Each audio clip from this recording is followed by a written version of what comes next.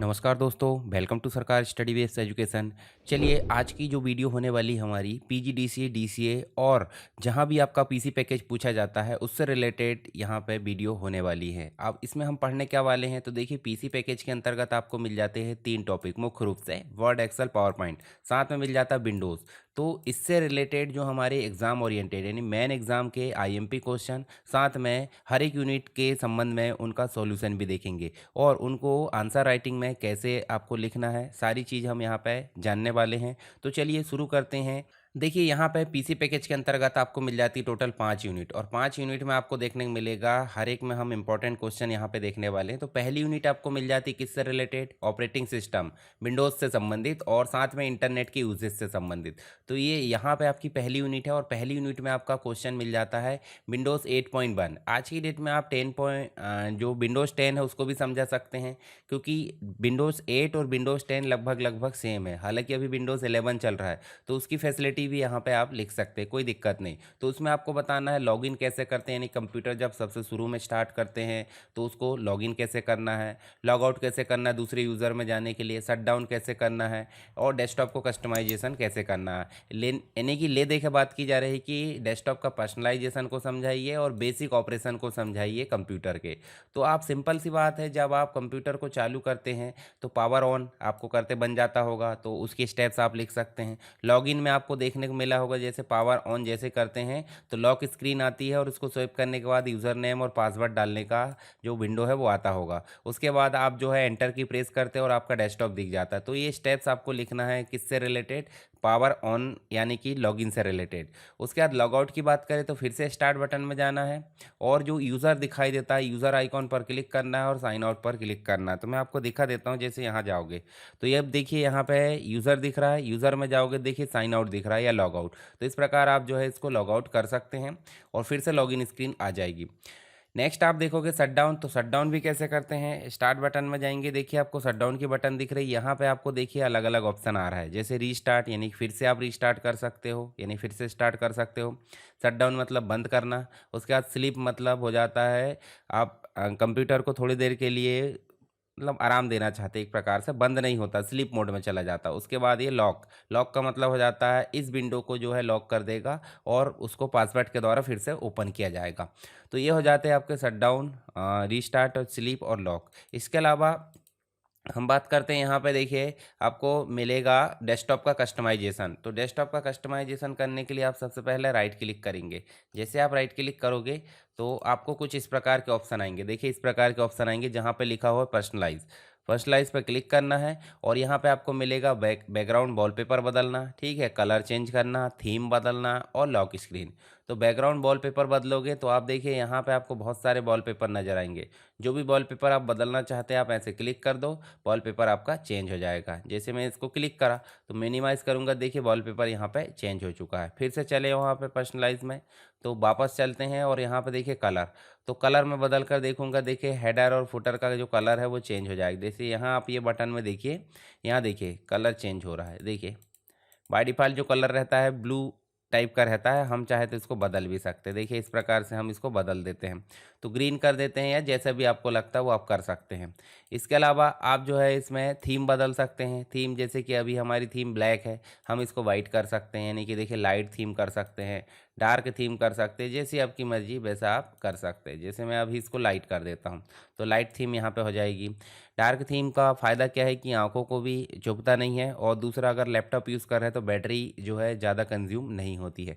Lock screen की बात करें तो लॉक स्क्रीन में आप जो है जैसे आप विंडोज़ को लॉक कर देते हैं, यानी कि जब यूज़र नेम पासवर्ड की बारी आती है तो उस समय वॉलपेपर क्या दिखे, तो उसके लिए भी आप यहाँ पर चेंज कर सकते हैं। जैसे देखिए मैंने यहाँ पे इसको चेंज कर दिया, या फिर उगता हुआ सूरज या जो भी आपको दिखाना है। साथ में आप जो है कुछ समय के लिए स्क्रीन सेवर चलाना चाहते हैं 5 मिनट बाद, तो इस प्रकार का स्क्रीन सेवर भी आप सेट कर सकते हैं।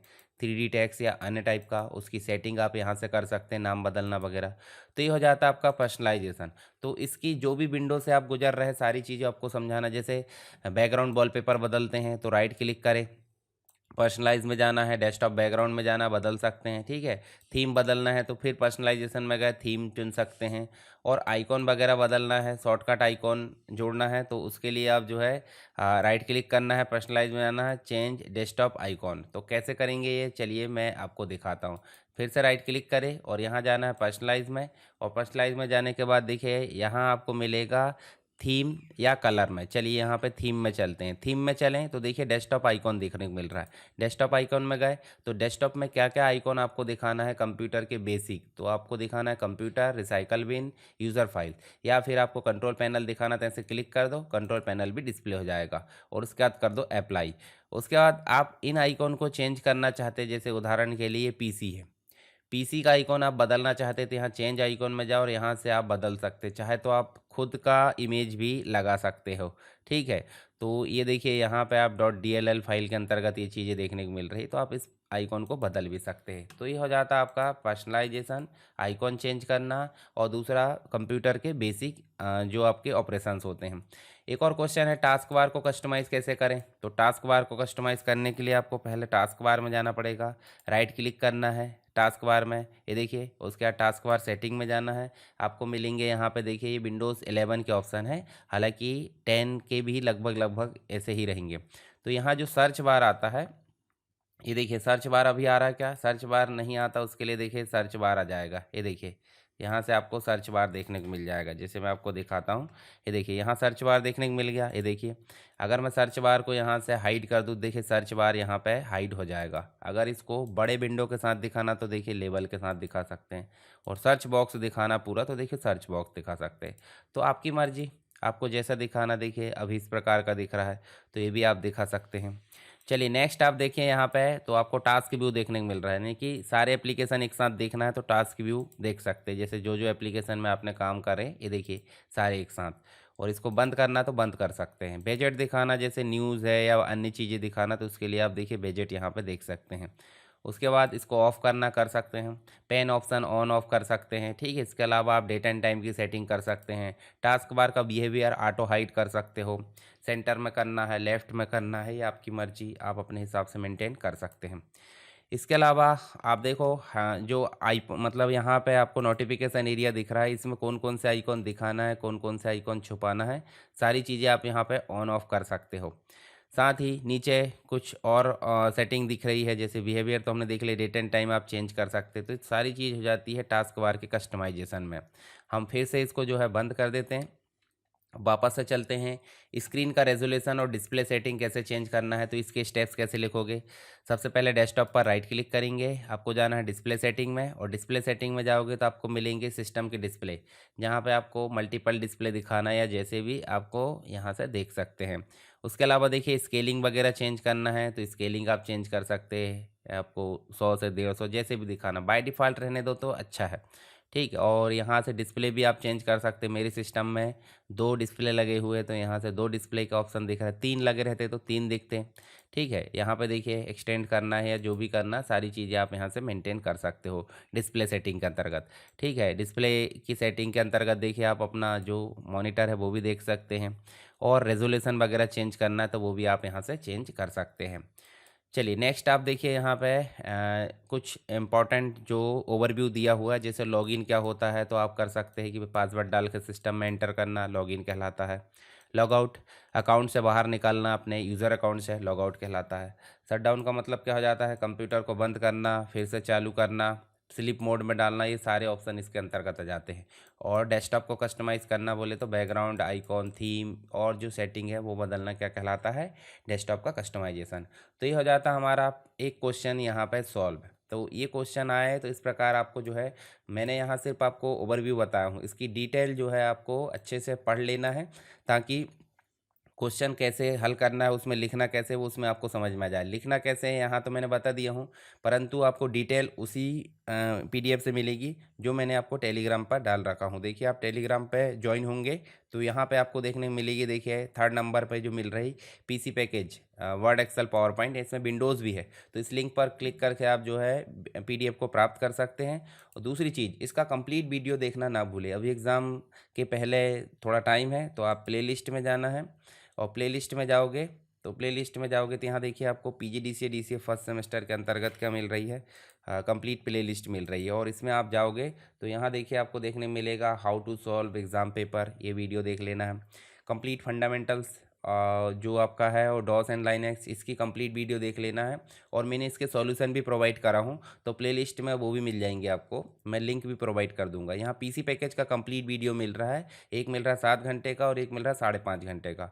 तो यहाँ से आप जो भी इच्छा हो वो आप देख सकते हैं, दोनों ही वीडियो काम के हैं, कोई एक वीडियो आप देख सकते हैं। फिर उसके बाद MS एक्सेस का वीडियो मिल रहा है और फंडामेंटल्स ऑफ मल्टीमीडिया का, साथ में अगर BB.NET है किसी का तो वो भी। तो कंप्लीट यहाँ पे आपको मटेरियल मिल रहा है जो आपके एग्जाम के पॉइंट ऑफ व्यू से काफ़ी इंपॉर्टेंट है, तो इनको देखना ना भूलें। चलिए यहाँ पे हम बात कर लेते हैं अब नेक्स्ट क्वेश्चन की। नेक्स्ट क्वेश्चन क्या है हमारा, जो पीसी पैकेज है उसके अंतर्गत, तो यहाँ पे मिल रहा है फाइल मैनेजमेंट, फाइल और फोल्डर मैनेजमेंट। बोले तो फाइल बनाना और उसको कस्टमाइज़ करना, जो भी चीज़ है, फोल्डर कॉपी करना, नाम बदलना, मूव करना, डिलीट करना, सारी चीज़ें। तो यहाँ पे मुख्य रूप से आपको हेडिंग इस प्रकार डाल लेना है कि भाई फाइल और फोल्डर को मैनेज करने के लिए निम्न स्टेप्स का उपयोग किया जाता है। सबसे पहला है फाइल और फोल्डर बनाना। तो फाइल और फोल्डर बनाने के लिए सबसे पहले आपको करना क्या है, कहीं भी एक फ़ोल्डर में चले जाना। जैसे मान लो ये फ़ोल्डर में चलेगा, अब ये फ़ोल्डर के अंतर्गत गए तो यहाँ सबसे पहले आपको राइट क्लिक करना है। यहाँ पे आपको क्या आएगा, यहाँ पे आएगा आपको न्यू ऑप्शन। देखिए न्यू ऑप्शन आएगा, न्यू ऑप्शन में जाना है और फोल्डर पर क्लिक करना है, तो आपका फ़ोल्डर बन जाएगा। इसमें आपको नाम देना, जैसे मान लीजिए इसमें भी हमने नाम दे दिया माय फोल्डर। अब इस पर डबल क्लिक करेंगे तो फोल्डर के अंदर चले जाएंगे। ऐसे ही हम फिर से राइट क्लिक करेंगे तो यहाँ पे फिर से न्यू ऑप्शन आ रहा है। अब यहाँ पे हम शॉर्टकट भी बना सकते हैं देखिए, और यहाँ से हम जो है अन्य फाइल्स बना सकते हैं। जैसे हमारे सिस्टम में जो भी एप्लीकेशन इंस्टॉल है उससे रिलेटेड हम फाइल बनाते हैं ओपन करके, पर हम डायरेक्टली यहाँ से बना सकते हैं। जैसे ये नोटपैड है, नोटपैड की फ़ाइल हम बना सकते हैं। जैसे हम माई फाइल बना लिए, अब ये माई फाइल डबल क्लिक करोगे तो ये माई फाइल में हम लिख भी सकते हैं दिस इज़ टेक्स्ट फाइल।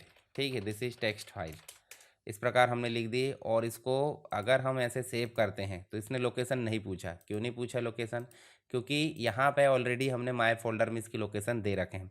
तो डाटा राइट करना देख ली हमने।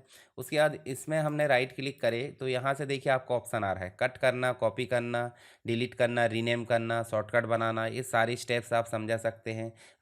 मतलब आपने ये स्टेप करके भी देखेंगे तो इन स्टेप्स को आप समझा सकते हैं।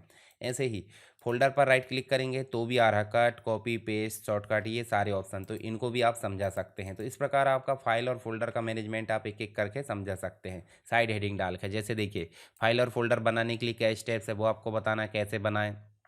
शॉर्टकट भी है तो शॉर्टकट बता सकते हैं। फिर फाइल और फोल्डर को कॉपी करना है, ऐसे साइड हेडिंग डालो और उनको आप एक एक करके समझा सकते हैं। उसकी शॉर्टकट है तो देखिए Ctrl+C Ctrl+V आप बता सकते हैं। फाइल और फोल्डर का नाम बदलना, तो फिर साइड हेडिंग डाली आपने और फिर एक एक करके समझाना है। इसकी शॉर्टकट है F2, तो इसको आप समझा सकते हो। फिर फाइल और फोल्डर को मूव बोले तो कट करना, तो इसकी शॉर्टकट है Ctrl+X और Ctrl+V, इसको समझा सकते हैं आप एक एक करके। फिर उसके बाद फाइनली हो जाता है डिलीट करना, तो फाइल और फोल्डर को डिलीट करना है, एक एक करके आप समझाइए। और उसके बाद शिफ्ट डिलीट करेंगे तो ये जो है रिसाइकल बिन में तुरंत स्थायी रूप से डिलीट हो जाती है, मतलब रिसाइकल बिन में नहीं जाती हैं। पर अगर ओनली डिलीट करते हैं तो रिसाइकल बिन में जाएगी और बाद में हम उसे डिलीट कर सकते हैं। तो ये हो जाता है आपका फाइल और फोल्डर का मैनेजमेंट।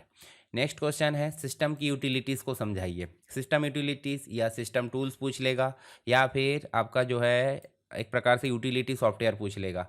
तो डिस्क क्लीनअप हो जाता है, डिस्क डीफ्रेगमेंटेशन हो जाता है, एंटीवायरस हो जाता है।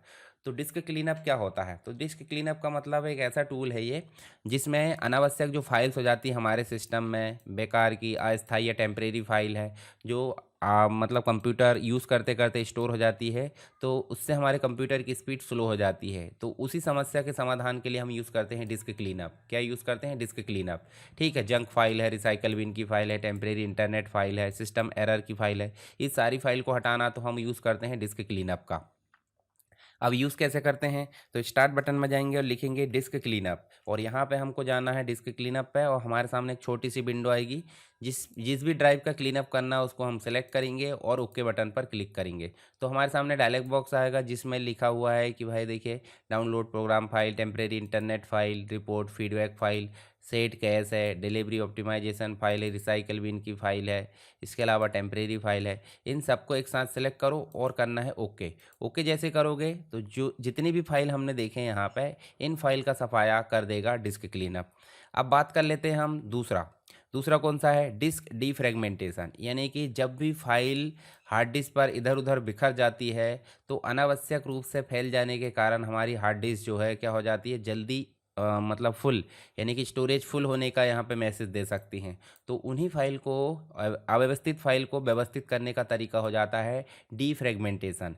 तो डीफ्रेगमेंटेशन क्या करता है, फाइल्स के टुकड़ों को दोबारा सही क्रम में जमाता है और डिस्क को व्यवस्थित करता है ताकि कंप्यूटर तेज़ी से काम कर सके। तो इसके लिए हम स्टार्ट बटन में जाएंगे, ऑप्टिमाइज लिखेंगे, यानी कि डीफ्रेगमेंट एंड ऑप्टिमाइज ड्राइव, और जो भी ड्राइव को ऑप्टिमाइज करना है उसको पहले सेलेक्ट करेंगे इस प्रकार से, और एनालाइज करने के बाद, जैसे एनालाइज हमने करे, एनालाइज करने के बाद उसे कर देंगे ऑप्टिमाइज। तो इस प्रकार देखिए जीरो फ्रेगमेंटेशन, यानी कि हमारी डिस्क में फाइल इधर उधर नहीं है, सारी चीज़ें ऑप्टिमाइज है। तो इस प्रकार आप एडवांस व्यू भी देख सकते हैं। देखिए एडवांस व्यू में अन्य जो फाइल्स है वो भी आ गई है, जो आपकी एक्स्ट्रा जो फाइल होती है ना, सिस्टम फाइल्स, सिस्टम के हार्ड डिस्क या रिकवरी जो फाइल्स होती है वो सारी चीज़ आ गई। तो इस प्रकार हम डी फ्रेगमेंट का यूज़ कर सकते हैं। नेक्स्ट है एंटीवायरस की सुरक्षा, यानी कि हमारे कंप्यूटर में वायरस है, मालवेयर है, स्पाईवेयर, ट्रोजन, ये सारे जो प्रोग्राम्स होते हैं जो हमारे कंप्यूटर को नुकसान पहुंचाते हैं, तो उनको यहाँ से हटाना, यानी कि उनको स्कैन करके हटाना, उससे सुरक्षा रखना कौन करता है, एंटीवायरस सॉफ्टवेयर। तो हम जाएंगे स्टार्ट बटन में और हम टाइप करेंगे सिक्योरिटी, विंडोज़ की सिक्योरिटी। हालांकि कुछ सॉफ्टवेयर अलग से भी इंस्टॉल कर लेते हैं, पर यहाँ विंडोज़ के द्वारा दिया गया है विंडोज़ का वायरस एंड थ्रेट प्रोटेक्शन। जैसे हम जाएंगे विंडोज सिक्योरिटी में वायरस थ्रेट प्रोटेक्शन में, तो आपको यहाँ पे ओपन होगा क्विक स्कैन करेंगे तो हमारा जो सिस्टम है उसमें सारी फाइल्स को स्कैन कर लेगा, और जो भी फाइल गलत लगती है या फिर वायरस से रिलेटेड, मालवेयर से रिलेटेड, उनको वो स्कैन करके हमारे सामने दिखा देगा। इसकी बहुत सारी सेटिंग होती है, जैसे कि रैनसमवेयर से प्रोटेक्शन है, प्रोटेक्शन अपडेट कर सकते हैं, सेटिंग को मैनेज कर सकते हैं। स्कैन के ऑप्शन में आप जाओगे तो स्कैन के ऑप्शन में आप देखिए full scan, custom scan, Microsoft defender, offline scan, सारी चीज़ें आप यहाँ से मेंटेन कर सकते हैं। तो ये हो जाता है आपका एंटीवायरस से रिलेटेड यहाँ पे क्वेश्चन। तो ये तीनों चीज़ें आपको समझ में आ गई होगी, आप अपने हिसाब से अच्छे से सिस्टमेटिक यहाँ से हेडिंग बनाकर, और जो स्टेप्स मैं बता रहा हूँ, स्टार्ट बटन में जाएंगे और यहाँ जाएंगे वहाँ जाएंगे, तो ये सारी चीज़ें आपको लिखना है। ठीक है, एक तरीका यहाँ बता दिया मैंने, बाकी आपको स्टेप बाय स्टेप सारी चीज़ें लिखना है। सामने जो भी विंडो आती है, जैसे मान लो डिस्क क्लीनअप मैंने समझाया, तो डिस्क क्लीनअप समझाया तो सामने क्या आ रहा है, ये विंडो। तो इस विंडो को आप छोटा सा बना दो अपनी कॉपी में, आंसर कॉपी में। उसके बाद इसको क्लिक करते हैं तो कौन सी विंडो आती है, ये वाली, इस विंडो को भी बना दो ताकि नंबर आपको अच्छे मिले। अब आपका क्वेश्चन छोटा आया है तो आप एक तो विंडो बना दो, बड़ा आया तो दो विंडो बना दो, पर विंडो बनाए बगैर आपका आंसर पूरा नहीं कहलाएगा। इसके अलावा तीनों में यहाँ पे अंतर दिया हुआ है, तो इनको आप एक बार ओवरव्यू टाइप पढ़ लिया करो। नेक्स्ट क्वेश्चन मिल जाता है फर्स्ट यूनिट के अंतर्गत, विंडोज़ की एसेसरीज को समझाइए। अब एसेसरीज का मतलब क्या हो जाता है, सहायक चीज़ें, मतलब विंडोज़ ऑपरेटिंग सिस्टम के साथ कुछ हेल्प के लिए टूल्स होते हैं, जैसे कि छोटे मोटे पेंटिंग करना है, एडिटिंग करना है इमेज में, pen brush, notepad text file में काम करना, वर्ड पैड थोड़ा बड़ी फाइल में काम करना, मीडिया प्लेयर गाने वगैरह, म्यूज़िक वगैरह या फिर मूवी वगैरह देखने के लिए काम करते हैं। उसके बाद कैलकुलेटर की बात करें तो कैलकुलेटर आपका किस लिए काम करता है, कैलकुलेटर काम करता है छोटे मोटे जो आपके ट्रांजैक्शन या कैलकुलेशन होते हैं उनको मेंटेन करता है। तो सबसे पहले हम बात करेंगे पेंट ब्रश की। तो माइक्रोसॉफ्ट पेंट इसे बोला जाता है, और ये बेसिक ग्राफिक्स एडिटिंग का काम करता है, ड्राइंग का काम करता है, इमेज एडिटिंग का काम करता है, कोई नई पिक्चर इसमें बना सकते हैं। अब इसके फीचर्स क्या है, फ्री हैंड ड्राइंग टूल इसमें मिल जाता है, टेक्स्ट जोड़ने का विकल्प मिल जाता है, इरेजर, ब्रश, सेव टूल मिल जाता है, इमेज को सेव करना, जेपीजी, पीएनजी, बीएमपी, ये सारी चीज़ें। उदाहरण के लिए यहाँ पे हम पोस्टर बना सकते हैं, बच्चों का कंप्यूटर ड्राइंग बना सकते हैं। इसको यूज़ कैसे करेंगे, स्टार्ट बटन में जाएंगे, स्टेप्स भी आपको लिखना है।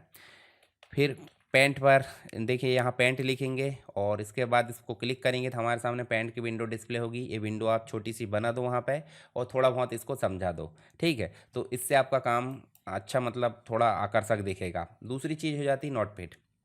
तो नोटपैड एक बेसिक टेक्स्ट एडिटर है जिसमें आप साधारण फाइल को लिख सकते हैं और सेव कर सकते हैं, जैसे कि सिंपल इंटरफेस, बिना किसी फॉर्मेटिंग के इसमें काम कर सकते हैं, कोडिंग कर सकते हो, HTML, पाइथन की, TXT एक्सटेंशन से फाइल को सेव कर सकते हैं, जैसे कि नोट्स बनाना, सिंपल डॉक्यूमेंट लिखना, प्रोग्रामिंग के छोटे छोटे कोड लिखना। तो इसका यूज़ कैसे करेंगे, स्टार्ट बटन में जाएंगे, लिखेंगे नोटपैड, नोटपैड पर क्लिक करेंगे, हमारे सामने नोटपैड की फाइल यहाँ पर ओपन हो चुकी है और इसमें हम जो भी काम करना चाहते हैं वो कर सकते हैं। इसकी आप विंडो बना देना एग्ज़ाम में छोटी सी, और इसके फाइल, एडिट, व्यू इस प्रकार आप दर्शा देना, और क्या क्या काम करते हैं छोटा मोटा काम आप लिख दो तो क्या हो जाएगा, आपका जो आंसर है वो थोड़ा आकर्षक दिखेगा। नेक्स्ट जो चीज़ है वो मिल जाती है वर्डपैड। तो वर्डपैड जो हो जाता है साधारण वर्ड प्रोसेसिंग एप्लीकेशन है, यानी कि एमएस वर्ड से थोड़ा छोटा है, नोटपैड से ज़्यादा एडवांस है और एमएस वर्ड से थोड़ा सरल है। यानी कि आप ऐसा बोलो, छोटा भाई हो गया नोटपैड, बड़ा भाई हो गया एमएस वर्ड और बीच वाला हो गया कौन सा, वर्डपैड, मंझला भाई। ठीक है, तो इस प्रकार आप समझ सकते हैं। यहाँ पे देखिए bold, italic, underline, image link कर सकते हैं, ऑब्जेक्ट जोड़ सकते हैं, आरटीएफ में सेव कर सकते हैं, डॉक्स में सेव कर सकते हैं, टीएक्सटी में सेव कर सकते हैं, छोटे मोटे लेटर बनाना है, रिपोर्ट तैयार करना है, आपको ऐसे वगैरह लिखना है, सारी चीज़ों का काम कौन करता है, वर्डपैड करता है। उपयोग कैसे करेंगे, उपयोग करने के लिए आपको स्टार्ट बटन में जाना है, लिखना है वर्डपैड। अब यहाँ देखिए वर्डपैड आपको विंडोज़ 11 में इसने हटा दिया है, तो स्टार्ट करके आप ऐसे वर्डपैड पर क्लिक करोगे और जैसे नोटपैड की विंडो आती थी वैसे वर्डपैड की विंडो आएगी। मैं आपको दिखाता हूँ। जैसे देखिए वर्डपैड की विंडो कैसे दिखेगी, आपने यूज़ भी किया होगा। ये देखिए वर्डपैड हमने लिखे और यहाँ से हम जो है इसको क्लिक करेंगे तो देखिए वर्डपैड कुछ इस प्रकार का आता है। तो इस विंडो को आप बना देना एग्जाम में, तो आपको अच्छे मार्क्स मिलेंगे यहाँ पे। चलिए नेक्स्ट देखिए, यहाँ पे मीडिया प्लेयर की बात की जा रही है। तो मीडिया प्लेयर एक प्रकार का क्या है, इंटरटेनमेंट टूल है, यानी कि ऐसे एसेसरीज के अंतर्गत आता है। तो विंडोज़ मीडिया प्लेयर इसको बोला जाता है। ये ऑडियो वीडियो प्लेयर है, म्यूज़िक और वीडियो फाइल चलाता है, प्लेलिस्ट बनाता है, म्यूज़िक सीडी से गाने को सुनाता है और मीडिया लाइब्रेरी को मैनेज करता है। तो ये सारे काम करता है मीडिया प्लेयर।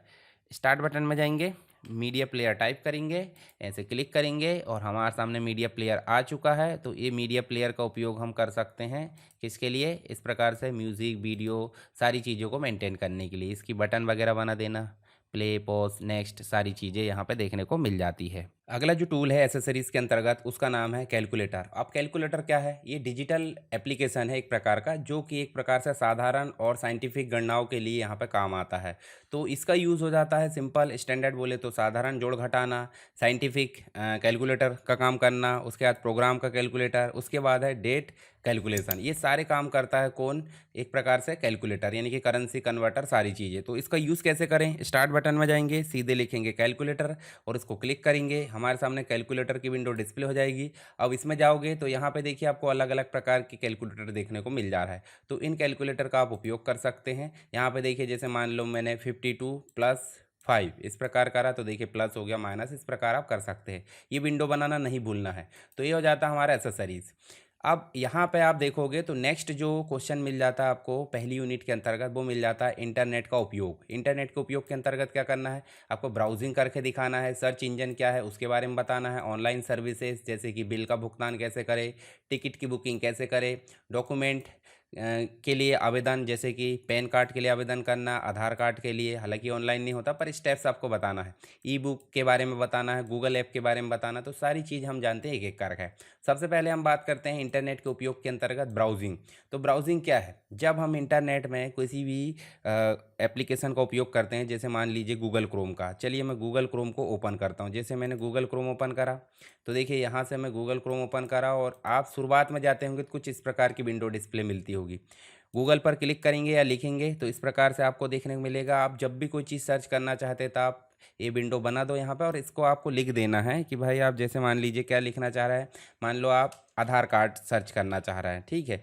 तो आधार कार्ड लिखो, यहाँ पे आधार कार्ड सिर्फ लिखना है और आपको आधार कार्ड से रिलेटेड सारी चीज़ें नीचे दिख जाएगी।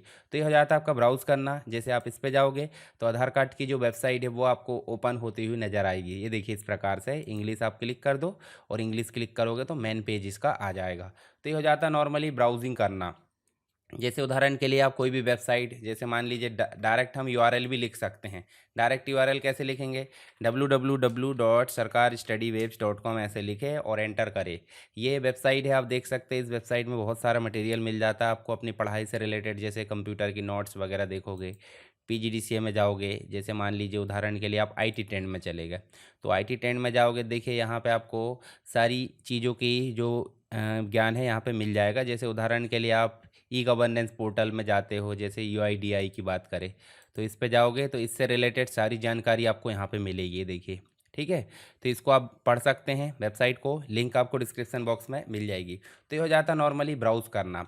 उसके बाद आप जाओगे सर्च इंजन। तो सर्च इंजन कौन कौन से हो जाते हैं, गूगल है। अब सर्च इंजन काम क्या करता है, सर्च इंजन का मतलब हो जाता है ब्राउज़र में कोई जानकारी ढूंढते हैं तो सर्वर्स है हमारे ब्राउज़र तक लाने का काम करता है एक मीडिएटर, और मीडिएटर का नाम ही सर्च इंजन है। जैसे बिंग है, याहू है, डक डक गो है, ये सब आपको देखने को मिलेंगे सर्च इंजन। ठीक है, जैसे आप उदाहरण के लिए सर्च करते हैं भारत का प्रधानमंत्री कौन है, तो सर्च इंजन तुरंत आपको सही लिंक और जानकारी दे देता है। ठीक है, इसका काम क्या होता है, जानकारी को ढूंढना होता है, किसी विषय पर रिसर्च करना, उसके बाद आपको देखिए इमेज, वीडियो, जो न्यूज़ वगैरह है, सारी चीज़ों को पढ़ने में हमारी मदद करता है।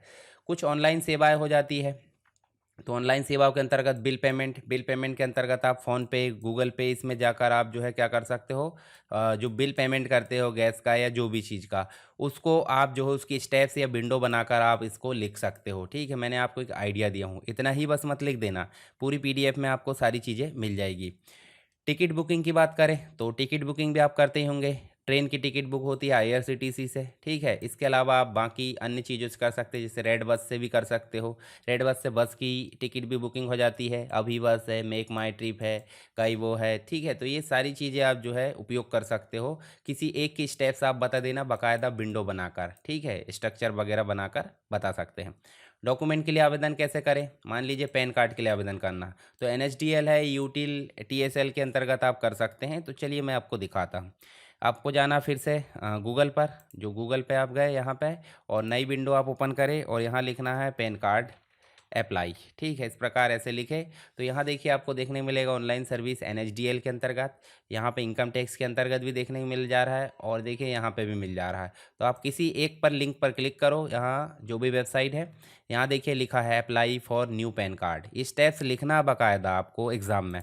इसके बाद इस पर क्लिक करना है, और क्लिक करोगे तो यहाँ देखिए आपको देखने को मिल रहा है आधार से आप क्या करना चाहते हो, डिजिटल मोड में आधार से केवाईसी करना चाहते हैं, इंडिविजुअल का बनाना चाहते हैं। ठीक है, इसके अलावा ई पैन और दोनों चीज़ बनाओगे, सबमिट करो। सबमिट करोगे तो रेफरेंस नंबर भी आ गया, उसको आप नोट करके रख सकते हैं। देखिए रेफरेंस नंबर यहाँ पे दिख रहा है हालांकि। उसके बाद आप यहाँ से सारी जानकारी भर सकते हैं, जैसे मान लो किसका बनाना चाहते हैं, पूरा फॉर्म भरोगे, और ये फॉर्म भरोगे तो देखिए आपको कितने स्टेप्स मिलेगी, 6 स्टेप्स। लास्ट में डॉक्यूमेंट अपलोड का ऑप्शन मिलेगा, ये कंप्लीट कर दोगे तो आपको जो है पैन कार्ड यहाँ पे अप्लाई हो जाएगा। ठीक है, तो इस प्रकार आप जो है फॉर्म नंबर 49A भर सकते हैं।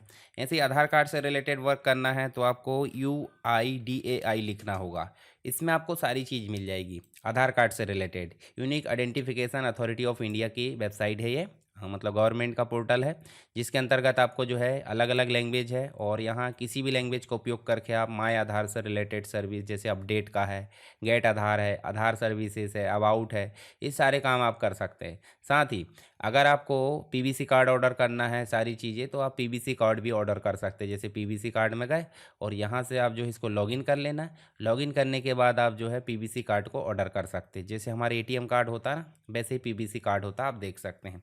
इसकी कंप्लीट वीडियो आपको मिल जाएगी IT ट्रेंड वाले वीडियो में, और पीसी पैकेज में भी। ठीक है, पीसी पैकेज के कंप्लीट वीडियो में देख लेना, वहाँ पर दिख जाएगी। बात की जा रही ई बुक की, तो ई बुक का मतलब क्या हो जाता है, जिन्हें हम मोबाइल, लैपटॉप, टैबलेट में पढ़ सकते हैं, सॉफ्ट कॉपी। ठीक है, कुछ फ्री भी होती है और कुछ आपको परचेस करना होता है। जैसे अभी आप एक लिंक पर क्लिक करके पीसी पैकेज डाउनलोड करोगे तो वो भी एक प्रकार की ई बुक है, उसको डाउनलोड करने के स्टेप्स आप बता सकते हो। अमेजन किंडल में जाओगे तो इसमें भी आपको ई बुक मिल जाती है, गूगल बुक्स में भी मिल जाती है, प्रोजेक्ट आप इसके अंतर्गत भी देखने फ्री ई बुक है, एनसीईआरटी की किताबें मिल जाती है, एनसीईआरटी की उसमें वेबसाइट में। तो हम चलते हैं यहाँ पे और एक नया पेज खोलते हैं और यहाँ लिखते हैं सीधे NCERT। NCERT में गए और यहाँ देखिए टेक्स्ट बुक लिखा हुआ है, टेक्स्ट बुक पर क्लिक करें और यहाँ जाकर आपको क्लास सेलेक्ट करना। मान लीजिए क्लास 12th करें और यहाँ से आपको क्या करना है, कोई भी मान लीजिए आपने बायोलॉजी, या फिर आप जो है इसमें क्या सेलेक्ट कर लेते हैं, हम कोई भी एक सब्जेक्ट सेलेक्ट कर लेते, जैसे उदाहरण के लिए आप सोशलॉजी सेलेक्ट कर लो, या जो भी है साइकोलॉजी सेलेक्ट कर लेते। और यहाँ से आपको साइकोलॉजी की बुक कौन सी चाहिए, मनोविज्ञान हिंदी में मिलेगी, साइकोलॉजी इंग्लिश में मिलेगी। ठीक है, और इसके बाद देखिए उर्दू में भी है, तो मनोविज्ञान पे क्लिक करें, गो पे क्लिक करें और इसके सारे चैप्टर्स यहाँ आ जाएंगे। उदाहरण के लिए हम जो है कंटेंट वाला खोल लेते हैं, कंटेंट में जाओ और कंटेंट को आप डाउनलोड कर सकते हैं ऐसे करके, और देखिए डाउनलोड हो गई। डाउनलोड के बाद हम इसे पढ़ भी सकते हैं। अभी कंटेंट इसमें कुछ नहीं है तो हम दूसरा चलते हैं। यहाँ देखिए चैप्टर 1 चलते हैं, चैप्टर 1 में चले, और चैप्टर 1 में चलोगे तो इसको आप जो है इस प्रकार डाउनलोड करो, और ऑनलाइन भी पढ़ सकते हैं, मैंने अभी डाउनलोड करना बता दिया आपको। ठीक है, तो देखिए डाउनलोड हो गया 1 MB के आसपास। इसको आप मोबाइल में पढ़ सकते हैं जैसा चाहो वैसा, तो कोई भी ई बुक वगैरह आप ऐसे डाउनलोड कर सकते हैं। नेक्स्ट यहाँ पे देखिए सारी चीज़ों को ओवरव्यू दिया हुआ है। पहले तो गूगल ऐप के बारे में देख ले। तो गूगल ऐप है क्या? गूगल ऐप का मतलब हो जाता है गूगल के द्वारा प्रोवाइड किए जाने विभिन्न एप्लीकेशन। जैसे उदाहरण के लिए आप देखोगे तो यहाँ गूगल आईडी है। गूगल आईडी में जाओगे तो यहाँ पे देखिए आपको अलग अलग एप्लीकेशन मिलेंगे। गूगल मैप मिलेगा, गूगल सर्च है, गूगल माई बिजनेस है, यूट्यूब है, जेमिनी है। ये अलग अलग सभी एप्लीकेशन को हम बोल देते हैं गूगल ऐप। जैसे एम एस वर्ड का उपयोग करना गूगल डॉक्स, एक्सेल का उपयोग करना Google seat, power point Google slide. तो ये सारे एप्लीकेशन गूगल टूल्स कहलाते हैं, गूगल ऐप कहलाते हैं। इसके अलावा आपको प्ले स्टोर में भी जाओगे आप तो गूगल ऐप देखने को मिल जाएंगे आपके एंड्रॉयड में। अब देखिए गूगल ऐप का उपयोग यहाँ से जीमेल की बात करें तो ईमेल भेजना प्राप्त करना हो जाता है। Google drive online file storage के लिए, गूगल डॉक्स वर्ड फाइल को मैनेज करने के लिए, गूगल सीट एक्सेल फाइल की से रिलेटेड काम करना है। गूगल स्लाइड आपको मिल जाता है आपको प्रेजेंटेशन से रिलेटेड, और गूगल सीट मिल जाता है एक्सेल के लिए। गूगल मैप मिल जाता है लोकेशन रास्ता ढूंढने के लिए। यूट्यूब वीडियो देखना अपलोड करना। गूगल कैलेंडर मीटिंग और रिमाइंडर को मैनेज करना। तो इन सब के आप वर्क लिख सकते हैं। तो ये हो जाता है हमारा यूनिट फर्स्ट का एक प्रकार से क्विक रिवीजन, जिसमें हमने इंपॉर्टेंट क्वेश्चन को रिवाइज किया है। इन्हीं को आप डिटेल में पीडीएफ में पढ़ लीजिए और वीडियो एक बार देख लीजिए तो आपका पेपर अच्छा जाने वाला है। और मैंने जो टिप्स बताए हूँ, जैसे कोई भी आंसर लिखते हो तो उसको आप डायग्राम के साथ में और डायलॉग बॉक्स के साथ में ज़रूर लिखें, तो आंसर आपका पूरा माना जाएगा। किसी प्रकार का कोई डाउट है तो आप कमेंट बॉक्स में बताते रहिए और वीडियो को अपने दोस्तों के साथ शेयर करते रहिए, ठीक है। और वीडियो पसंद आता है तो वीडियो को लाइक ज़रूर करें। पीसी पैकेज के अंतर्गत सेकंड यूनिट हमको देखने को मिल जाती है office automation and MS word के बेसिक फीचर्स, जिसमें पहला क्वेश्चन आपको मिल जाता है ऑफिस ऑटोमेशन क्या है, सॉफ्टवेयर की रिक्वायरमेंट के बारे में विस्तार से बात कीजिए। अब इसके मतलब क्या है कि भाई जैसे ऑफिस ऑटोमेशन का मतलब तो हो गया कि ऑफिस को चलाने के लिए, ऑफिस में काम करने के लिए जिन भी टूल्स का उपयोग किया जाता है वो ऑटोमेशन टूल कहलाते हैं।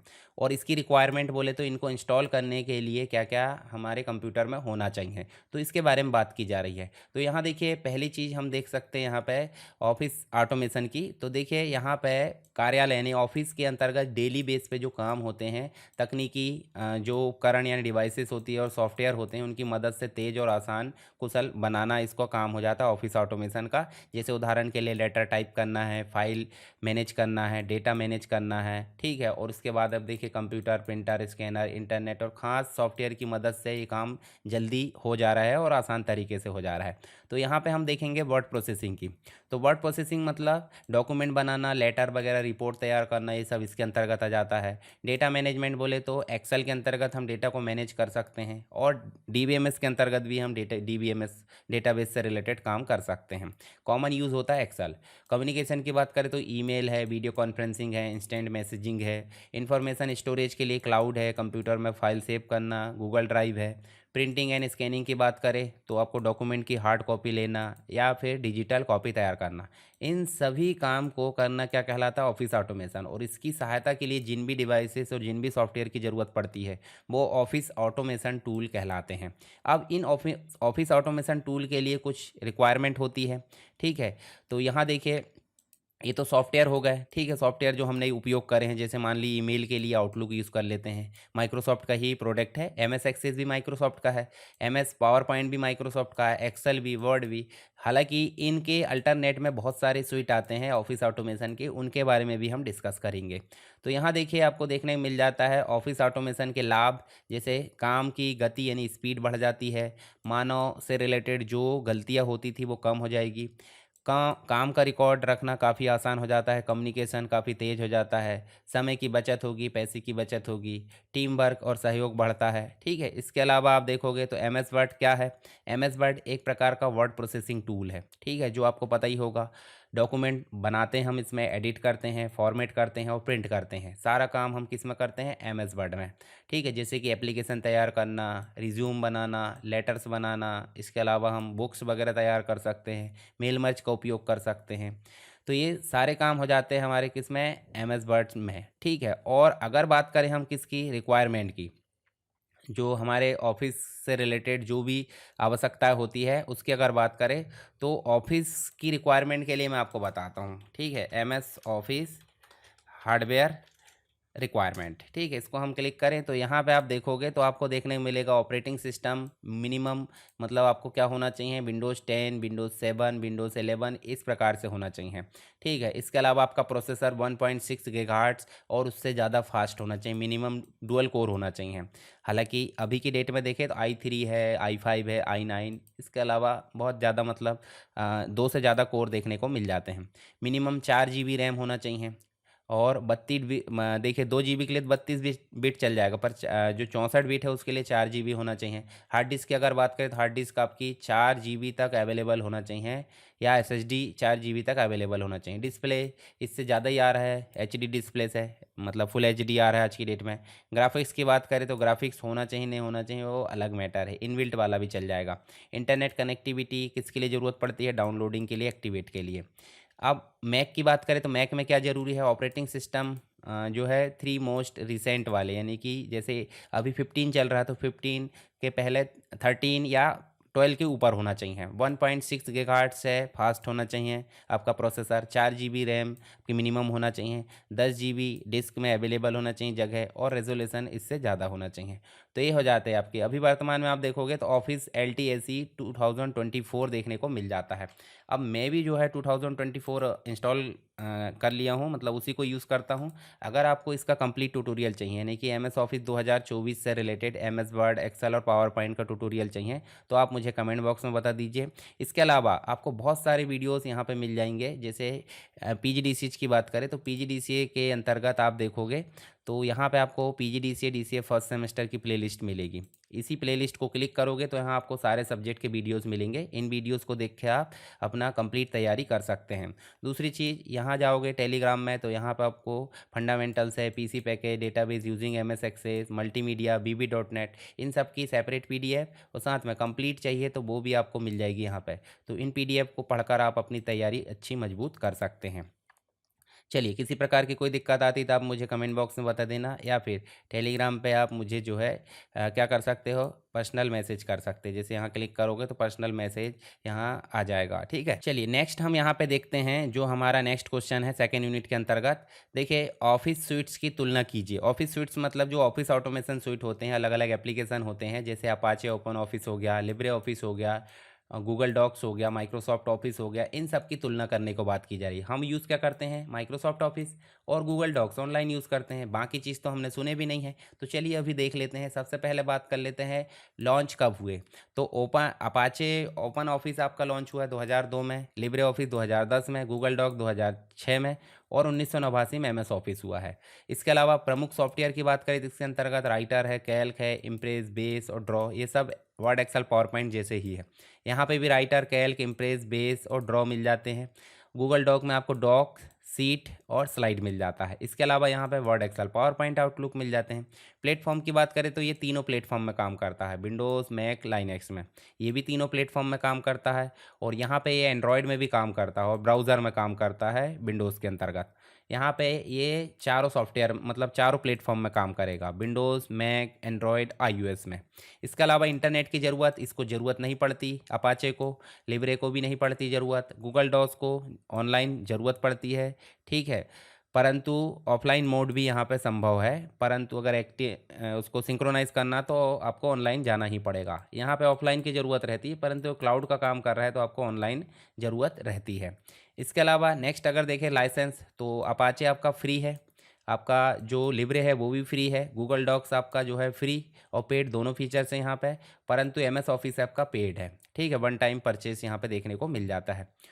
फाइल का फॉर्मेट की बात करें तो देखिए यहाँ पे ODF, DOC, XLS, PPT इस प्रकार सपोर्ट मिलता है अपाचे में, और लिब्रे में भी इस प्रकार से देखने को मिल जाता है। गूगल डॉक्स में देखें तो सेम एस आपके MS ऑफिस जैसे मिल जाते हैं।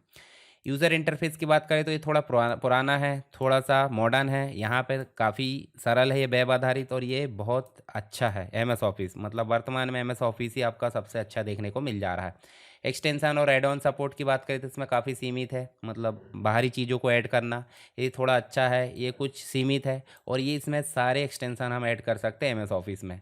कोलैबोरेशन की बात करें तो किसी के साथ नहीं है, यहाँ भी नहीं है, ये रियल टाइम कोलैबोरेशन हो जाता है, और यहाँ पे भी वन ड्राइव के साथ कोलैबोरेशन हो जाता है, ये गूगल ड्राइव के साथ करता है। अपडेट और डेवलपमेंट की बात करें तो काफ़ी धीमा है अपाचे, लिब्रे आपका थोड़ा सा ठीक है, ये काफ़ी अच्छा है और ये बहुत ज़्यादा अच्छा है एमएस ऑफिस। तो एमएस ऑफिस को यहाँ पे सबसे अच्छा कैटेगरी में रखा गया है। तो इस प्रकार आप तुलनात्मक अध्ययन कर सकते हैं इनके मध्य। हमें कौन सा चुनना चाहिए? तो हम सिंपल सी बात है, देखिए फ्री और ऑफलाइन चाहते हैं तो लिब्रे ऑफिस, टीम के साथ चाहते हैं तो गूगल डॉक्स, आधुनिक चाहते हैं एडवांस फीचर के साथ चाहते हैं तो एमएस ऑफिस, और साधारण फ्री विकल्प चाहिए और ज़्यादा अपडेट की ज़रूरत नहीं है तो आपको अपाचे ओपन ऑफिस की ज़रूरत पड़ सकती है। तो इनमें से आप किसी भी चीज़ को उपयोग कर सकते हैं। ये वाला हालांकि लाइसेंस बेस्ड रहता है, तो लाइसेंस बेस्ड रहता है तो कंप्यूटर लैपटॉप के साथ लाइसेंस ऑलरेडी आ रहा है अभी की डेट में, बाकी चीज़ आप फ्री में उपयोग कर सकते हैं। नेक्स्ट क्वेश्चन है, एमएस वर्ड के बेसिक कार्यों को समझाइए, जैसे कि मीनूज क्या है, कमांड्स क्या है, रिबन क्या है, टूल बार क्या है, टेम्पलेट क्या है, इनके बारे में। तो एमएस वर्ड क्या है, पहले तो हम स्टार्ट बटन में जाते हैं और वर्ड को ओपन करते हैं। तो यहाँ देखिए वर्ड को हमने जैसे ओपन करे तो हमारे सामने न्यू, न्यू में क्लिक करें और अब यहाँ देखिए जो जितनी भी दिख रही है सब टेम्पलेट कहलाती है। टेम्पलेट का मतलब क्या होता है, जो भी काम रेगुलर हम करते हैं उससे रिलेटेड हमको प्री डिफाइंड फॉर्मेट मिल जाता है, तो उस फॉर्मेट का उपयोग करके हम हमारे डाटा को चेंजेस कर सकते हैं। मतलब हमको दिमाग ज़्यादा नहीं लगाना है तो उसके लिए यूज़ करते हैं टेम्पलेट, जैसे कि रिज्यूम की टेम्पलेट है, कवर लेटर है, कवर पेज है, ठीक है, ब्रोशर्स वगैरह है, ये सारी चीज़ों की टेम्पलेट बनी हुई है। चाहे तो हम ऑलरेडी सर्च भी कर सकते हैं, तो इनको हम बोल देते हैं टेम्पलेट। हम ब्लैंक पे क्लिक करेंगे और हमारे सामने ये देखिए इस प्रकार से क्या आ गया है, ब्लैंक डॉक्यूमेंट आ गया है। मैं आपको दिखाता हूँ, फाइल में जाते हैं और यहाँ अकाउंट में जाओगे, देखिए आपको मिलेगा अभी यहाँ पे दिख रहा है 2021, और पर मेरे दूसरे सिस्टम में 2024 यहाँ पे वो जो है अपडेट हो चुका है। तो उसका ट्यूटोरियल अगर चाहिए तो आप मुझे कमेंट बॉक्स में बता देना। तो ये एक प्रकार से मीनूस कहलाते हैं, ठीक है। मीनूस, ये रिबन को हम टूल बार बोल देते हैं। 2007 के पहले कुछ इस प्रकार ही था, पर अभी वर्तमान में इसको रिबन और टैब में कन्वर्ट कर दिया गया है। टाइटल बार है, ठीक है, सारी चीज़ें आपको देखने मिल जाएगी, इनका आइकॉन बना सकते हैं। तो यहाँ क्या क्या पूछा, मीनूस, मीनूस हमने देख लिया। कमांड्स मतलब हो जाता है भाई ये छोटे छोटे जो बटन्स दिख रहे हैं बोल्ड इटैलिक, इनको कमांड्स बोलते हैं। उसके बाद रिबन की बात करें तो कंप्लीट जो दिख रही पट्टी इसको बोल देते हैं रिबन। और उसके बाद टूल बार की बात करें तो रिबन को ही टूल बार बोला जाएगा, क्यों, क्योंकि ये अपडेट हो चुका है। और टेम्पलेट हमने देख लिए, तो इनको आप समझा सकते हैं, ठीक है। जैसे मीनू को समझा सकते हैं, कमांड्स कौन कौन सी होती है, रिबन कौन कौन सी होती है, टूल बार है, इसके अलावा टेम्पलेट्स है। इसके साथ ही आप देखोगे तो नेक्स्ट आपको मिलेगा ये सबका ओवरव्यू। अब नेक्स्ट जो क्वेश्चन मिल जाता है, फॉर्मेटिंग और टेक्स्ट एडिटिंग के बारे में समझाइए। तो फॉर्मेटिंग का मतलब फ़ॉन्ट की फॉर्मेटिंग करना, बोल्ड इटैलिक अंडरलाइन करना, और टेक्स्ट की एडिटिंग कैसे की जाती वो। तो यहाँ पे मान लीजिए हमने एक रैंडम टेक्स्ट लेके आ गए। अब इसमें देखिए नॉर्मल फॉर्मेटिंग कैसे की जाती है कि भाई बोल्ड कर दिए, इटैलिक कर दिए, अंडरलाइन कर दिए, ठीक है। इसके अलावा इसको जो है हमने बड़े कर दिए, टेक्स्ट को कलर वगैरह करना है वो हम कर सकते हैं। तो ये सारे काम जो है फॉर्मेटिंग के कहलाते हैं। पर यदि कोई दिक्कत आ जाती है, जैसे मान लीजिए यहाँ पे कुछ गड़बड़ हो गया है, तो यहाँ पे पहले मैं इसका कलर ऑटोमेटिक करता हूँ। ऑटोमेटिक करे तो यहाँ देखिए रेड लाइन दिख रही है, अंडरलाइन भी हटा देते हैं, अंडरलाइन हटा दिए तो यहाँ देखिए रेड लाइन। तो इसको राइट क्लिक करके हम क्या करते हैं, सुधारते हैं।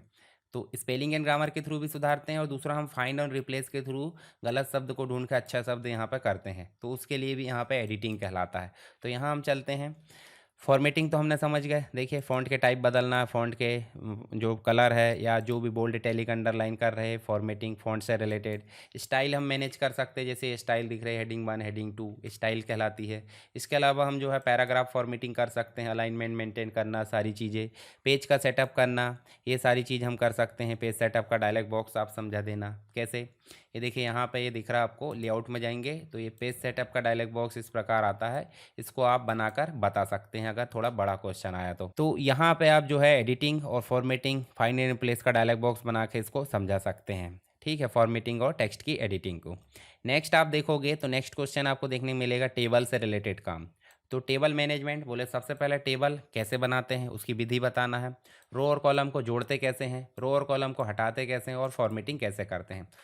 तो हम चलेंगे यहीं पे स्टार्ट, मतलब यहाँ पे हम गए एम एस वर्ड में, कर्सर हमने रखे जहाँ टेबल लाना है, इंसर्ट में गए, टेबल ऑप्शन पे गए, और यहाँ जो भी टेबल लाना चाहते हैं इस प्रकार से हम टेबल ला सकते हैं। इसमें डाटा को ऐड करना है तो डाटा हम ऐड कर सकते हैं, जैसे सीरियल नंबर, नेम, एड्रेस, और हमने लिख दिए यहाँ पे मोबाइल, सीरियल नंबर हमने लिख दिए जो भी, ठीक है, इस प्रकार से लिख दिए। ये हमने एड्रेस भी लिख दिए और उसके बाद हमने मोबाइल नंबर भी लिख दी, ठीक है।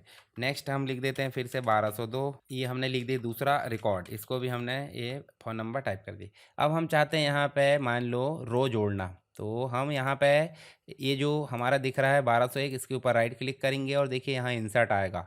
अब यहाँ देखिए रो ऊपर लाना है नीचे, मान लीजिए नीचे लाना, तो नीचे आ गई।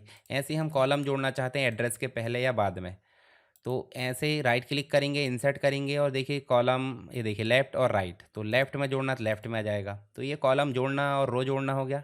ऐसे ही राइट क्लिक करेंगे, डिलीट आ रहा है, तो डिलीट ऑप्शन आ रहा है। देखिए क्या डिलीट करना है, सेल डिलीट करना है या फिर रो डिलीट करना है या फिर कॉलम, तो कॉलम डिलीट करना है तो कॉलम पर क्लिक करें। ऐसे ही राइट क्लिक करें रो पे डिलीट, रो पे डिलीट करना है तो ये देखिए रो पे डिलीट कर दिए।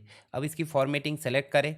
तो पहली फॉर्मेटिंग तो आप यहाँ से कर सकते हैं, हाईलाइट वगैरह करना है, बैकग्राउंड शेडिंग करना है, कलर वगैरह बढ़ाना, जो भी है। दूसरी फॉर्मेटिंग, आप टेबल डिज़ाइन में जाओ और आप यहाँ जाओ, जो भी टेबल चाहिए आपको इस प्रकार क्लिक करें। टेबल की फॉर्मेटिंग हो चुकी है।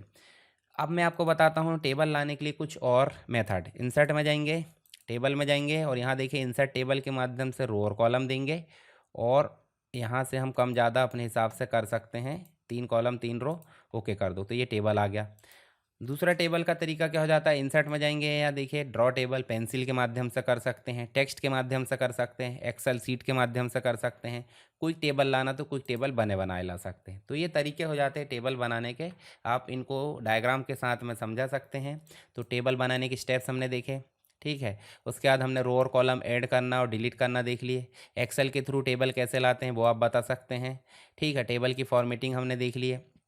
तो टेबल की फॉर्मेटिंग में टेबल की बॉर्डर जोड़ना, टेबल सेल मर्ज करना, फॉन्ट बैकग्राउंड अलाइनमेंट है, टेबल स्टाइल मेंटेन कैसे करते हैं, ये सारी चीज़ हमने देख ली है।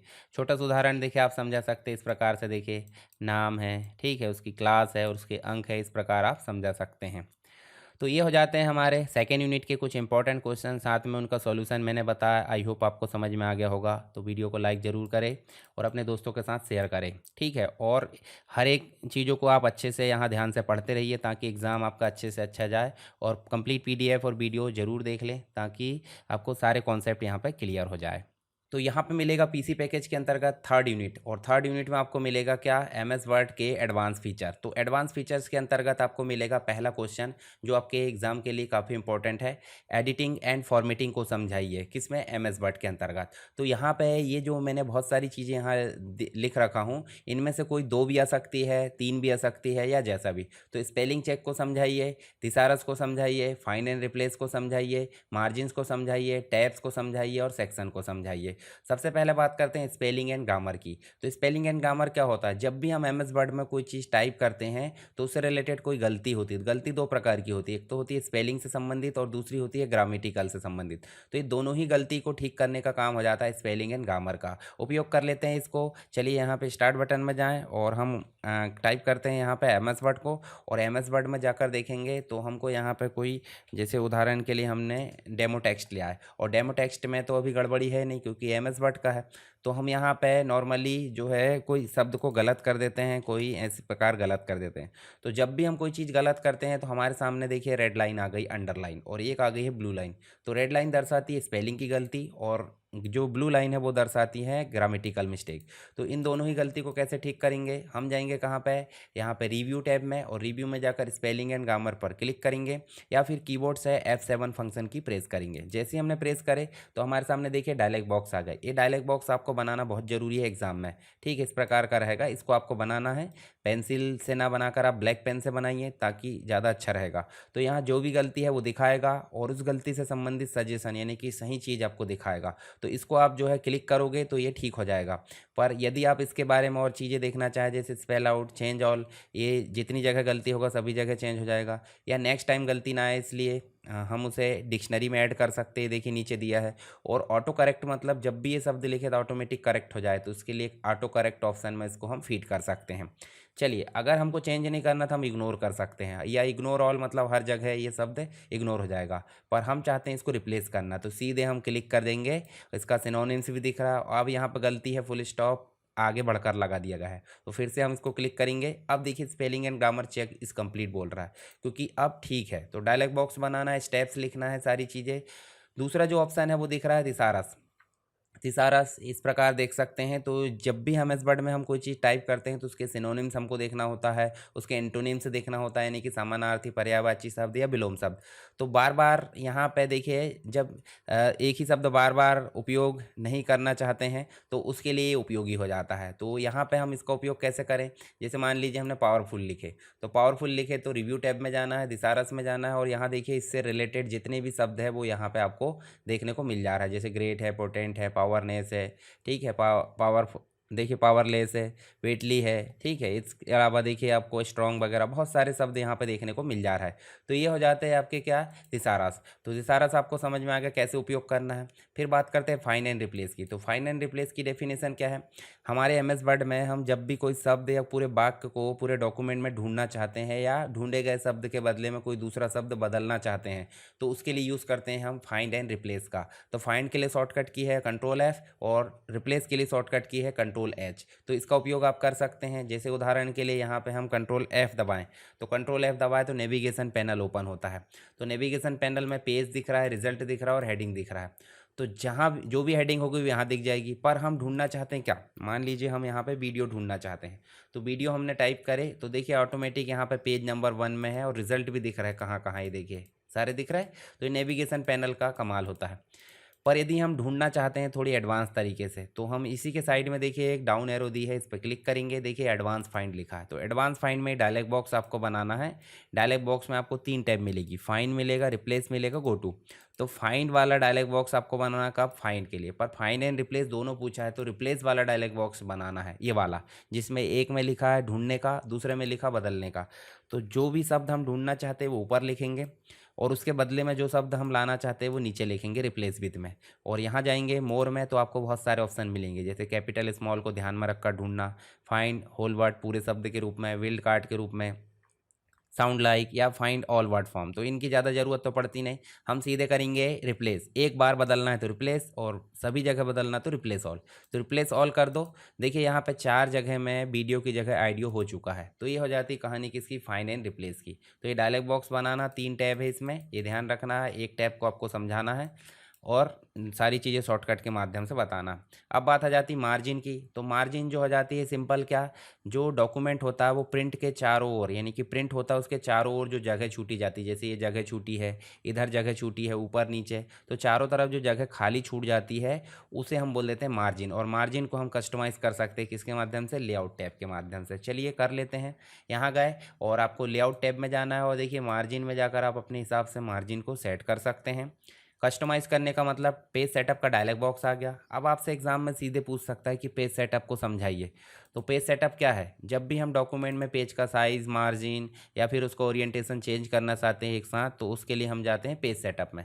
तो लेआउट में जाएंगे, लेआउट में जाने के बाद देखिए आपको पेज सेटअप वाला ग्रुप दिख रहा है, ग्रुप में जाकर देखेंगे डायलॉग लॉन्चर बटन, इसको क्लिक करेंगे तो पेज सेटअप का डायलॉग बॉक्स डिस्प्ले होगा। ये डायलॉग बॉक्स आपको एग्जाम में बनाना है अनिवार्यता, ठीक है, और इनको समझाना। जैसे मार्जिन है, पेपर है, लेआउट, तो मार्जिन में चारों तरफ की मार्जिन, बाइंडिंग की मार्जिन, ओरिएंटेशन दिख रहा है आपको, इनको बनाना है। पेपर में आपको पेपर साइज सेलेक्ट करना है और उसके बाद ओके बटन पर क्लिक करना है। तो ये हो जाता है आपका पेज सेटअप, जिसमें मार्जिन भी आ गई, पेज का साइज भी आ गया और ओरिएंटेशन भी आ गई।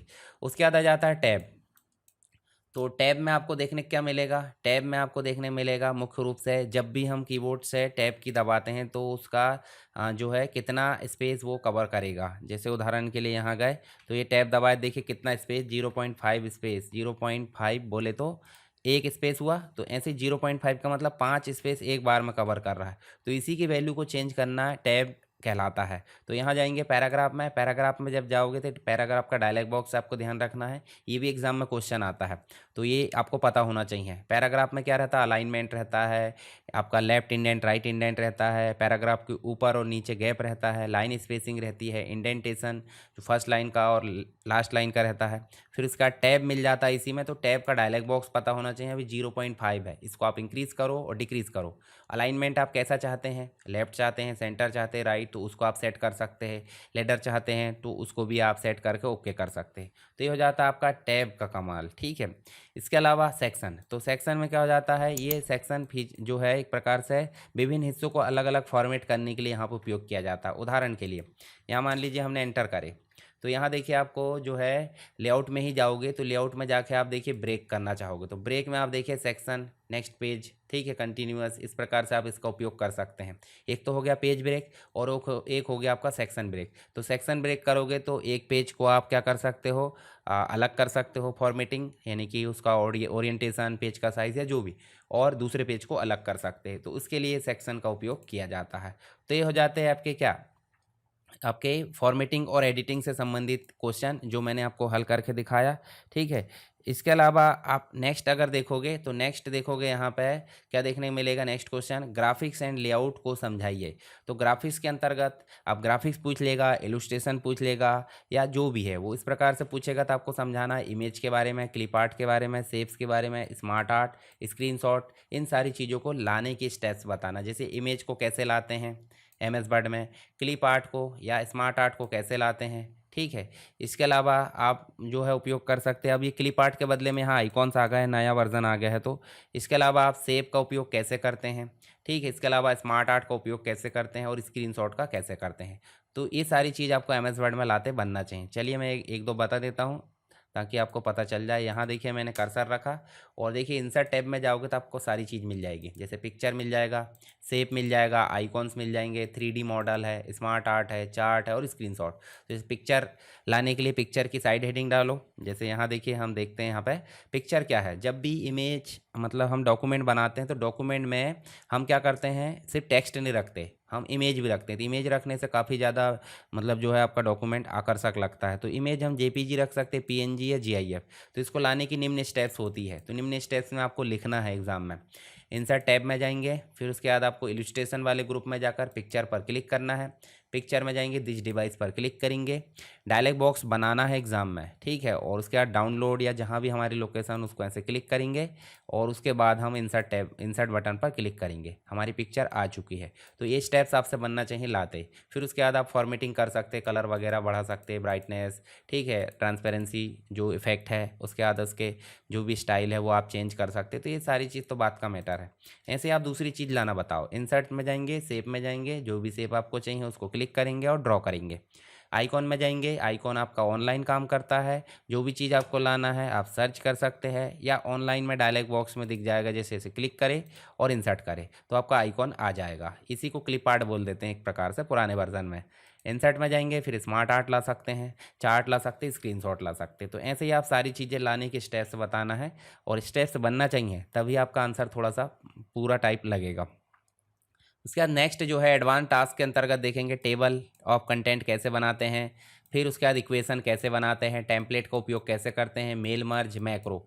तो सिंपल सी बात, टेबल ऑफ कंटेंट क्या होता है, जब भी हम बहुत सारी हेडिंग्स ले लेते हैं एमएस वर्ड के अंतर्गत तो विभिन्न हेडिंग के हिसाब से ऊपर आपको इंडेक्स बनाना होता है। तो इंडेक्स बनाने के लिए हमको क्या ज़रूरत पड़ती है, टेबल ऑफ कंटेंट की। टेबल ऑफ कंटेंट कैसे लाते हैं, रेफरेंस में जाएंगे, टेबल ऑफ कंटेंट में जाएंगे और इसमें जाकर हमको जो भी स्टाइल पसंद है उसको हम क्लिक करेंगे, हमारा टेबल ऑफ कंटेंट आ जाएगा। अब यहाँ पर हेडिंग एक भी नहीं है तो हेडिंग हम बना लेते हैं। मान लीजिए यहाँ पर हम बना लेते हैं हेडिंग 1, ठीक है। यहाँ पे हेडिंग 1 बना लेते हैं और होम में जाकर हेडिंग 1 कैसे बनाते हैं, हेडिंग से। दूसरा हम यहाँ पे बना लेते हैं हेडिंग 2 और ये देखिए हेडर 2 या हेडिंग 2 जो भी हमको बनाना है। हेडिंग 2 हमने बना ली, इसको भी, और इन दोनों को यहाँ लाकर हम अपडेट कर लेते हैं। देखिए आ गया। तो इस प्रकार आप टेबल ऑफ कंटेंट का उपयोग कर सकते हैं। इक्वेशन को कैसे ऐड करना है, तो इक्वेशन को ऐड करने के लिए इंसर्ट में जाएंगे, यहाँ देखिए इक्वेशन में गए, जो भी आपको समीकरण या इक्वेशन ऐड करना कर दिए। आप एडिट करना चाहते हैं, कर्सर रखे आप एडिट कर सकते हैं। इसके बाद नेक्स्ट क्या पूछा है, टेम्पलेट्स। एमएस वर्ड में जब भी हम कोई डॉक्यूमेंट बनाते हैं तो हमको न्यू बनाते समय ही बहुत सारी टेम्पलेट यहाँ नीचे दिख जाती है। तो इन टेम्पलेट का उपयोग करके आप क्या कर सकते हैं, अपनी एडिटिंग कर सकते हैं। जैसे उदाहरण के लिए कवर लेटर बनाना, तो कवर लेटर बनाना तो उस पर क्लिक कर दिए, या फिर आपको कोई कैलेंडर बनाना तो कैलेंडर पर क्लिक कर दिए। ये देखिए कैलेंडर आ गया। इसको आप जो है अपनी इच्छा अनुसार यहाँ पे चेंज कर सकते हैं, जो भी आपको चेंजेस करना है। तो हो जाती है आपकी टेम्पलेट। टेम्पलेट मतलब प्री डिफाइन बने बनाए डॉक्यूमेंट। मेल मर्ज का मतलब क्या हो जाता है, जब हम विभिन्न प्रकार के, जैसे ईमेल लिखना है, लेटर लिखना है, लिफाफे भेजना है, तो हम एक ही प्रकार का फॉर्मेट बहुत सारे लोगों के लिए बनाते हैं। तो इस कंडीशन में हम उपयोग करते हैं मेल मर्ज का। तो कहाँ से उपयोग करते हैं, इसकी कंप्लीट स्टेप मैंने डिटेल वीडियो में आपको बताया हूँ। आपको लेबल बनाना बता दिया मैंने, ठीक है, सर्टिफिकेट बनाना, तो सारी चीज़ आप उपयोग कर सकते हैं। तो मेलिंग्स में जाएंगे और यहाँ पे आप रिसिपेंट सेलेक्ट कर सकते हैं डायरेक्ट, या फिर step by step mail merge का उपयोग कर सकते हैं। डायलॉग बॉक्स मतलब जो विजार्ड है वो आपको नेक्स्ट नेक्स्ट करके सारे बनाकर दिखाना है यहाँ पर, ठीक है। तो ये देखिए यहाँ पर सारी चीज़ें आप बनाकर दिखाओगे तो उससे क्या होगा, नंबर अच्छे मिलने वाले हैं। उसके बाद हो जाता है मैक्रो। तो मैक्रो मतलब जब एम एस वर्ड में कोई काम बार बार किया जाना है तो उसे हम रिकॉर्ड कर लेते हैं, तो रिकॉर्ड करने को मैक्रो बोल देते हैं। तो मैक्रो के लिए आपको क्या करना है, व्यू टैब में जाना है, मैक्रो में जाना है, रिकॉर्ड न्यू मैक्रो कर सकते हैं या बने बनाए पहले से देख सकते हैं। तो जैसे हम रिकॉर्ड में जाएंगे तो हमको रिकॉर्ड करने का एक स्टेप्स आएगा, नाम लिखो, कीबोर्ड के थ्रू बनाना तो लिखो शॉर्टकट, और उसके बाद ओके, तो रिकॉर्डिंग चालू हो जाएगी। जो भी हमको रिकॉर्ड करना वो कर दिए और यहाँ जाके स्टॉप कर देना है। फिर उसके बाद आपको रन करना है। रन करने के लिए यहाँ पे बहुत सारे देखिए पहले से बने बनाए दिए हैं, इनको रन कर सकते हैं, या फिर आपने जो शॉर्टकट बनाए होंगे उसके आधार पर आप रन कर सकते हैं। चलिए नेक्स्ट देखिए, यहाँ पे आपको फोर्थ यूनिट देखने को मिल जाती है। तो फोर्थ यूनिट में तो आपको एम एस एक्सेल मिलता है। अभी मैंने सिर्फ आपको बताया हूँ एम एस वर्ड के एडवांस फीचर, आई होप आपको समझ में आ गए होंगे। इन सारी चीज़ों को आप अच्छे से प्रैक्टिस कर लीजिए, अगर आपके पास लैपटॉप होगा जो भी, और नहीं होगा तो आप डिटेल वीडियो देखने के लिए आपको कहाँ जाना है, आपको इसके डिस्क्रिप्शन बॉक्स में जाना है। मतलब इसी वीडियो के डिस्क्रिप्शन बॉक्स में आपको डिटेल वीडियो मिल जाएगा, या फिर आप जाओगे कहाँ पे, सरकार स्टडी बेस एजुकेशन के अंतर्गत। आप इसको सब्सक्राइब करके रख लीजिए और वीडियो को लाइक ज़रूर करें और अपने दोस्तों के साथ शेयर कर दीजिए। और प्लेलिस्ट में यहाँ जाकर देखिए, प्लेलिस्ट में जाओगे, देखिए पीजीडीसीए डीसीए फर्स्ट सेमेस्टर की प्लेलिस्ट है, इसमें पीसी पैकेज का कंप्लीट वीडियो मिलेगा और अन्य सब्जेक्ट के भी मिल जाएंगे। और डिस्क्रिप्शन बॉक्स में आपको नोट्स मिल जाएगी इसकी, तो नोट्स पढ़ना ना भूले। यहाँ जाओ तो यहाँ पे भी आपको नोट्स मिलेगी। जैसे यहाँ जाओगे तो आपको ये जो चैनल है टेलीग्राम का उसमें जाओगे तो यहाँ पे आपको सारी नोट्स की लिंक मैंने प्रोवाइड कर दिया हूँ, ये देखिए यहाँ पे। तो इन नोट्स में से आप अपने सब्जेक्ट के अकॉर्डिंग क्या कर सकते हो, अपनी नोट्स को डाउनलोड कर सकते हो, ठीक है, लिंक पर क्लिक करके, और पढ़ सकते हैं। और एग्ज़ाम में आप अच्छा परफॉर्म कीजिए, मेरी तरफ से बेस्ट ऑफ लक। तो यहाँ पे जो भी डाउट होगा आप मुझे कमेंट बॉक्स में बताते रहिए। तो एम एस एक्सेल के अंतर्गत आपको क्या क्या चीज़ें देखने को मिल जाती है, पहले हम एक इन्वायरमेंट देख लेते हैं। देखिए हमने एम एस एक्सेल को स्टार्ट किया तो यहाँ पे आपको देखने को मिलेगा होम मिलेगा, यानी कि न्यू वर्जन में होम मिलेगा, न्यू मिलेगा, ओपन मिलेगा। तो न्यू में आपको जाना, देखिए यहाँ पे आपको टेम्पलेट दिख रही, तो ब्लैंक टेम्पलेट है एक, और एक जो है आपकी बनी बनाई टेम्पलेट है। तो ये तो हो गई आपकी टेम्पलेट। ब्लैंक डॉक्यूमेंट पर क्लिक करें यानी ब्लैंक वर्कबुक पे, तो आपको देखने मिलेगा कंप्लीट रूप से ये वर्कबुक है, जो कंप्लीट आपको दिख रही है वर्कबुक है। इसके अंदर आपको सीट दिख जाती है, सीट मतलब पेजेस हो जाते हैं, ऐसे प्लस कर करके हम ला सकते हैं।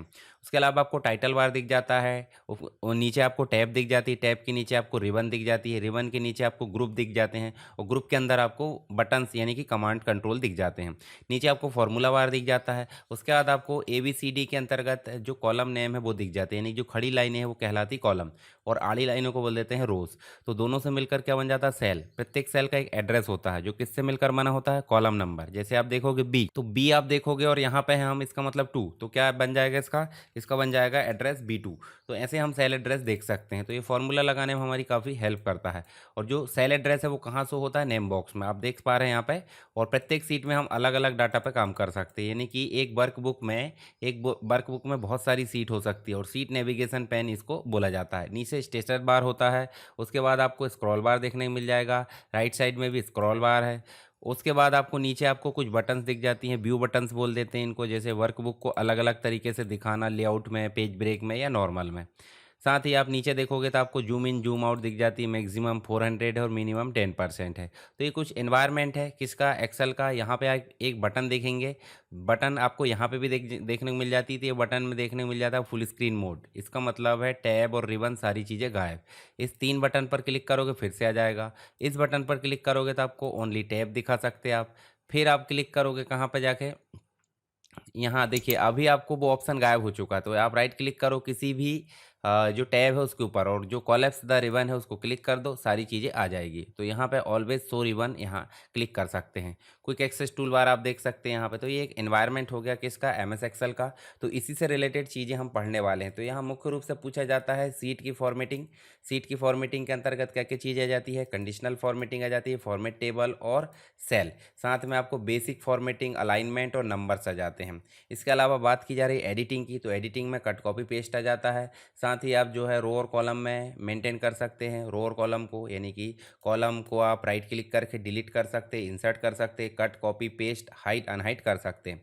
सेम एज कंडीशन किसके लिए लागू होती है, रोज़ के लिए। तो रो में भी आप वही काम कर सकते हैं, cut copy paste insert delete सारी चीज़ें। इसके अलावा आप देखोगे तो आप इसमें और काम कर सकते हैं, जैसे क्लियर से रिलेटेड काम कर सकते हैं एडिटिंग में, फाइंड एंड रिप्लेस से रिलेटेड काम कर सकते हो, डेटा को अरेंज करना है तो आप सॉर्ट एंड फिल्टर का उपयोग कर सकते हो, फंक्शंस लगा सकते हो। ठीक है, फंक्शंस के लिए तो अलग से आपको दिया है फॉर्मूला नाम से एक टैब। इसके अलावा आप क्या कर सकते हो, अपने जो जो भी सीट है उसके अंतर्गत आप पिवोट टेबल ला सकते हो, विभिन्न प्रकार के इलुस्ट्रेशंस ग्राफिक्स वगैरह ला सकते हो, चार्ट ला सकते हो, और pivot chart, header and footer, word art, ये सारी चीज़ें ला सकते हैं। पेज लेआउट में आप पेज की सेटिंग कर सकते हो। फार्मूला में जो भी सीट में कैलकुलेशन हो रहा है उसकी सारी सेटिंग यहाँ पे मिल जाती है फार्मूला में। डेटा में sort and filter, other data को लाना वो देखने को मिल जाता है। स्पेलिंग एंड ग्रामर आप देख सकते हैं एमएस वर्ड जैसे। व्यू में आपको दिखाने छुपाने से रिलेटेड चीज़ें मिल जाती है। ठीक है, तो ये सारी चीज़ आपको देखने मिल जाती है एमएस वर्ड में। अब हम जो है एक एक करके सारी चीज़ें देखते हैं, एक इंपॉर्टेंट क्वेश्चन। पर इंपॉर्टेंट क्वेश्चन देखने से पहले आपको जाना है चैनल पर, चैनल को पहले सब्सक्राइब कर लेना है अभी तक नहीं किए हैं तो, और अपने दोस्तों के साथ इसे शेयर कर देना है, और वीडियो को लाइक करना नहीं भूलना। तो आप जाइए यहाँ पे प्लेलिस्ट में, और प्लेलिस्ट में जाओगे आप तो आपको देखने को मिलेगा जो भी हम क्लास कर रहे हैं वो मिल जाएगी आपको पीजीडीसीए 2025 यानी कि 2025 के एग्ज़ाम की प्रिपरेशन। इसके अलावा आप पुरानी वीडियो देख सकते हैं जो भी आपके लिए काम की, जैसे बूस्टर क्लास है। यहाँ आपको आईएमपी क्वेश्चन देखने को मिल जाएंगे। जैसे मैं आईएमपी क्वेश्चन की बात करूँ तो ये मैं आपको टेलीग्राम पे भी शेयर कर दूंगा। टेलीग्राम पे आप जाकर देखोगे तो सारे सब्जेक्ट के आईएमपी क्वेश्चन आपको मिल जाएंगे। सिर्फ आईएमपी क्वेश्चन, सॉल्यूशन देखना है तो बड़े वीडियो देखना पड़ेगा। नीचे आप देखोगे तो देखिए आपको प्रैक्टिकल एग्जाम भी देखने को मिल जाएंगे। तो प्रैक्टिकल एग्जाम भी आप यहाँ पे क्या कर सकते हो, देख सकते हो। तो इस प्लेलिस्ट को मैं ले जाकर शेयर कर देता हूँ, आपको ज़्यादा परेशान होने की ज़रूरत नहीं, कॉपी करा मैंने। और आप टेलीग्राम चैनल पर जुड़ गए होंगे तो टेलीग्राम चैनल पर आप ज्वाइन हो जाइए। वहाँ पे आप जाओ देखोगे तो मैं यहाँ देखिए ये आईएमपी क्वेश्चन कंप्लीट रूप से आपको शेयर कर दिया हूँ, तो इसमें आपको मिल जाएगा। इसके साथ ही यहाँ आपको कंप्लीट सब्जेक्ट की नोट्स मिलेगी। तो इन सब्जेक्ट की नोट्स पढ़ के आप क्या कर सकते हो, अपनी तैयारी को मजबूत कर सकते हो। तो बात हो गई किसकी, इंपॉर्टेंट क्वेश्चन की, नोट्स की, और कंप्लीट वीडियो भी मैं आपको बता देता हूँ ताकि आपको किसी भी प्रकार की कोई भी दिक्कत ना हो ढूंढने में। तो प्लेलिस्ट में जाना है, और प्लेलिस्ट में जाने के बाद आप देखिए पीजीडीसीए डीसीए फर्स्ट सेम, इसको क्लिक करना है। और क्लिक करोगे तो क्लिक करने के बाद आप देखो यहाँ पे आपको सारे वीडियोज़ की लिस्ट आ जाएगी। यहाँ साइड में देखोगे तो सारे वीडियोस मिल जाएंगे, जैसे how to solve exam paper, complete fundamentals of computer. ठीक है, डॉस की 5वीं यूनिट जो आपको देखने को मिलेगी फंडामेंटल की, पीसी पैकेज मिल जाएगा, डेटाबेस यूजिंग एमएस एक्सेस मिल जाएगा, फंडामेंटल्स ऑफ मल्टीमीडिया मिल जाएगा, वीवी.नेट, ये सारी चीज़ आपको यहाँ पे मिल जाएगी। तो इस सीरीज़ को भी मैं कॉपी करता हूँ और यहाँ पे ले जाकर शेयर कर देता हूँ। तो आपको ढूंढने में किसी प्रकार की दिक्कत नहीं होगी। मैं डिस्क्रिप्शन में भी इसकी लिंक डाल दूंगा तो आपको वहां से देख लेना है। अब हम शुरू करते हैं कहानी हमारी आज के पहले क्वेश्चन से। तो स्प्रेडशीट मैनेजमेंट, स्प्रेडशीट मैनेजमेंट बोले तो जो हमारे वर्कबुक हम जो बनाते हैं एमएस एक्सेल के अंतर्गत, उसके मैनेजमेंट की बात की जा रही है। तो यहाँ पे क्या बोल रहा है, वर्कबुक, साथ में आपको समझाना वर्कशीट, फिर उसके बाद सेल की फॉर्मेटिंग, फिर फॉर्मूला क्या होते हैं, फिर सॉर्टिंग क्या होती है, और रेफरेंसिंग क्या होती है। तो इतनी सारी चीज़ एक एक ही में पूछ लिया है तो हमको शॉर्ट शॉर्ट समझाना। अगर ये सेपरेट सेपरेट पूछता तो हमको बड़ा समझाना पड़ता। तो वर्कबुक क्या होता है, अभी मैंने बताया आपको। वर्कबुक मतलब एमएस एक्सेल में बनाए जाने वाले डॉक्यूमेंट को क्या बोल देते हैं, वर्कबुक। और वर्कशीट क्या होती है, वर्कबुक यानी डॉक्यूमेंट के अंदर जो छोटे छोटे क्या बनते हैं, आपको छोटे छोटे देखने को मिल जाएंगे पेजेस, मतलब अलग अलग कैटेगरी के हिसाब से, तो उन्हें बोल देते हैं हम वर्क सीट। तो वर्क बुक समझ गया डॉक्यूमेंट, और वर्क सीट मतलब पेज। तो आपको ये ध्यान में रखना है। ऐसे सीट के लिए आप टैब में जा सकते हैं, और हर एक वर्क सीट में आप क्या कर सकते हो, रो और कॉलम ऐड कर सकते हो। रो और कॉलम की अगर बात करें तो रो आपको देखने को मिल जाएगी कितनी, आपको 10,48,576 नए वर्जन में, और 16,384 मिल जाएंगे कॉलम। तो ये हो जाती है आपकी मुख्य रूप से वर्क सीट, और डेटा एंट्री के लिए बहुत इंपॉर्टेंट हो जाती है। ठीक है, इसके अलावा सेल फॉर्मेटिंग की अगर बात करें तो सेल फॉर्मेटिंग का मतलब जो हो जाता है, आप जाओगे एमएस एक्सेल में, मैं आपको दिखाता हूँ। जैसे उदाहरण के लिए आप यहाँ पे लिख देते हो कोई भी डाटा। चलिए मैं एक डाटा को मेंटेन करता हूँ यहाँ पे। नॉर्मली हम सीरियल नंबर, नेम, एड्रेस लिख देते और उसके बाद उसकी फ़ीस लिख देते और लिख देते हम डेट। अब यहाँ देखिए हम कोई डाटा टाइप कर लेते हैं एक नॉर्मल हमारे एग्जाम्पल के लिए। ये हमने टाइप कर लिए 6 तक। आप 6 तक टाइप नहीं करना है तो आप यहाँ देखिए, यहाँ जाओगे तो देखिए आपको एक पॉइंटर दिख रहा है। पॉइंटर कौन सा वाला? प्लस का। प्लस को बोल देते हैं डॉक्टर साइन। और यहाँ पे जो आ रहा है मूव पॉइंटर बोल देते हैं। और यहाँ जो राइट साइड में किनारे में आ रहा है इसको बोल देते हैं प्लस। तो यहाँ कंट्रोल के साथ आप इसको क्लिक करोगे तो भी आपके नंबर बढ़ेंगे, देखिए। ठीक है, तो इसको बोल देते हैं फिल, ऑटो फिल बोल देते हैं। जैसे ये हम यहाँ पे लिख देते हैं अजय। ये देखिए हमने नाम लिख दिए।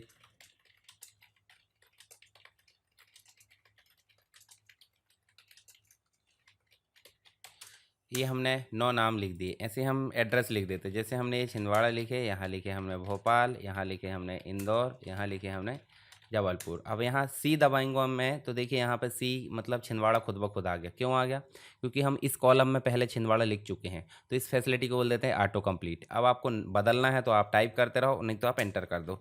तो फिर से हम देखिए यहाँ पे सी दबाएंगे, ये आ गया। बी दबाएंगे, ठीक है, ये आ गया। ठीक, फिर सी दबाओ, फिर सी दबाओ। तो इस प्रकार आप देखोगे तो यहाँ पे आपको देखने को मिल जाएगा जो चीज़ आप लिख चुके हैं उसको बार बार आप लिखने की ज़रूरत नहीं पड़ती। ऐसे आप फीस, तो फीस हम ऐसे लिख देते हैं। ये देखिए हमने फीस लिख दिए। ठीक है, उसके बाद डेट डाल देते हैं। डेट में क्या? डेट आप देख सकते हैं, सिस्टम की डेट देखिए यहाँ पे किनारे में। तो सिस्टम की डेट अभी दिख रही है 17। ठीक है, 17 मई, यानी कि MMDDYY फॉर्मेट में चल रहा है। मंथ, फिर डेट और फिर ईयर। तो आप देखोगे जैसे हम पहले यहाँ पे लिख देते, आज है मान लो 17 मई, तो हम लिख देते 17 मई। ऐसे हमने एंटर करे तो देखिए यहाँ पे आपको एक डेट डैश लग के खुद ब खुद आ गया। अब जो हमने लिखे हैं वो कहाँ दिखाई देता है? वो दिखाई देता है फॉर्मूला बार में। तो फॉर्मूला बार में जाकर देखिए आपको पूरी डेट कंप्लीट यहाँ पे आ चुकी है, पर यहाँ पे दिख रही क्या? नहीं दिख रही। तो यहाँ नहीं दिख रही मतलब हम कैसे दिखाएंगे वो भी हम जान लेते हैं। हम यहाँ लिख लेते हैं, मान लो हमने लिखे 16 मई। ठीक है, यहाँ लिख देते हैं हम 15 मई, यहाँ लिख देते हैं हम, देखिए यहाँ 14 बस लिखे तो जनवरी, यानी कि जो मंथ है वो पहला ऑटोमेटिक ले लेगा, पर हम ऐसे लगा के मई लिख देते हैं तो देखिए ऑटोमेटिक वो पूरा कंप्लीट कर लेता है। ऐसे हम कर लेते हैं 12 मई। ठीक है, यहाँ कर लेते हैं हम, यहाँ 15 मई कर लेते। अब हम इसको ऑटोफिल भी कर सकते थे, तो ऑटोफिल करने से क्या होगा? कंप्लीट आएगा, मतलब सीक्वेंस में आ जाएगा, तो हमको सीक्वेंस में नहीं लाना। अब देखिए यहाँ फॉर्मेटिंग के अलग अलग तरीके हैं। सबसे पहले तो इसको सेलेक्ट करके हम जो है बड़ा छोटा कर सकते हैं। ये आपको फ़ॉन्ट फॉर्मेटिंग पता होगी, बोल्ड, इटैलिक, अंडरलाइन, जो भी इनका अलाइनमेंट कर सकते हैं, ये भी पता होगा आपको। इसके अलावा आप रो और कॉलम को एडजस्ट करना तो वो हम देख लेंगे। साथ ही आप देखोगे, देखिए यहाँ पे आपको मिलेगा, ऊपर आप देखोगे तो आपको हेडिंग के लिए मर्ज देखने को मिल जाएगा, यानी कि एक से अधिक सेल है तो इनको आप सेलेक्ट करो और यहाँ पर आप मर्ज करो। तो यहाँ पर लिख देते हैं स्टूडेंट डाटा। ठीक है, और यहाँ लिख देते हैं हम क्या, पहले हम ऊपर लिख देते हैं यहाँ SSW एजुकेशन। ठीक है, ये हमने लिख दिए। और यहाँ नीचे हम मर्ज करके क्या लिख देते, स्टूडेंट डाटा। ठीक है, और इस हेडिंग को हम क्या कर देंगे, आपको ये सारी चीज़ें पता होगी, फ़ॉन्ट वगैरह बदलना है, सारा काम आप कर सकते हैं। इसका कलर मैं कर देता हूँ ब्लू, ये देखिए, और इसका कलर मैं कर देता हूँ स्टूडेंट डाटा बोले तो यहाँ पे इसका लाइट ब्लू। और इनकी जो फॉर्मेटिंग है, मैं चाहे तो यहाँ से देखिए इसको भी बोल्ड कर देता हूँ और इनके बैकग्राउंड में मैं जो है लाइट कलर कर देता हूँ ऐसे। और सबको मैं कर देता हूँ इस प्रकार से। ये जो बॉर्डर है, देखिए ये बॉर्डर, ये सारी चीज़ आपसे बनती होगी। तो और इसके बाद देखिए आपको रो और कॉलम एडजस्ट करना है। तो कॉलम सीरियल नंबर में कम है तो आप इस दोनों को पकड़ कर, यानी कि A और B के बीच में जो बॉर्डर है उसको पकड़ कर ऐसे कम कर सकते हो। ऐसे आप जो है नेम को ज़्यादा कर सकते हो, ऐसे आप एड्रेस को भी ज़्यादा कर सकते हो। फीस की ज़रूरत ज़्यादा नहीं है, तो कम है ज़्यादा है जो भी, डेट को आप ऐसे कर सकते हो। इसके अलावा सबको सेलेक्ट करोगे एक साथ और सबको क्या कर दोगे, सेंटर कर सकते हो। देखो सेंटर में आ गया। लेफ्ट कर सकते हो। परंतु आप देखिए यहाँ आप देखोगे ध्यान से, जब हमने बाय डिफ़ॉल्ट टाइप किए तो कुछ का अलाइनमेंट राइट आ रहा है, कुछ का लेफ्ट आ रहा है। तो ध्यान से देखना है कि जब भी नंबर आप टाइप करोगे तो उसका अलाइनमेंट राइट ही होता है, और आप टेक्स्ट या अल्फ़ाबेट टाइप करोगे तो उसका अलाइनमेंट कैसा होता है, लेफ्ट होता है। मतलब ये राइट होता है और लेफ्ट होता है। ऐसे डेट का भी राइट होता है।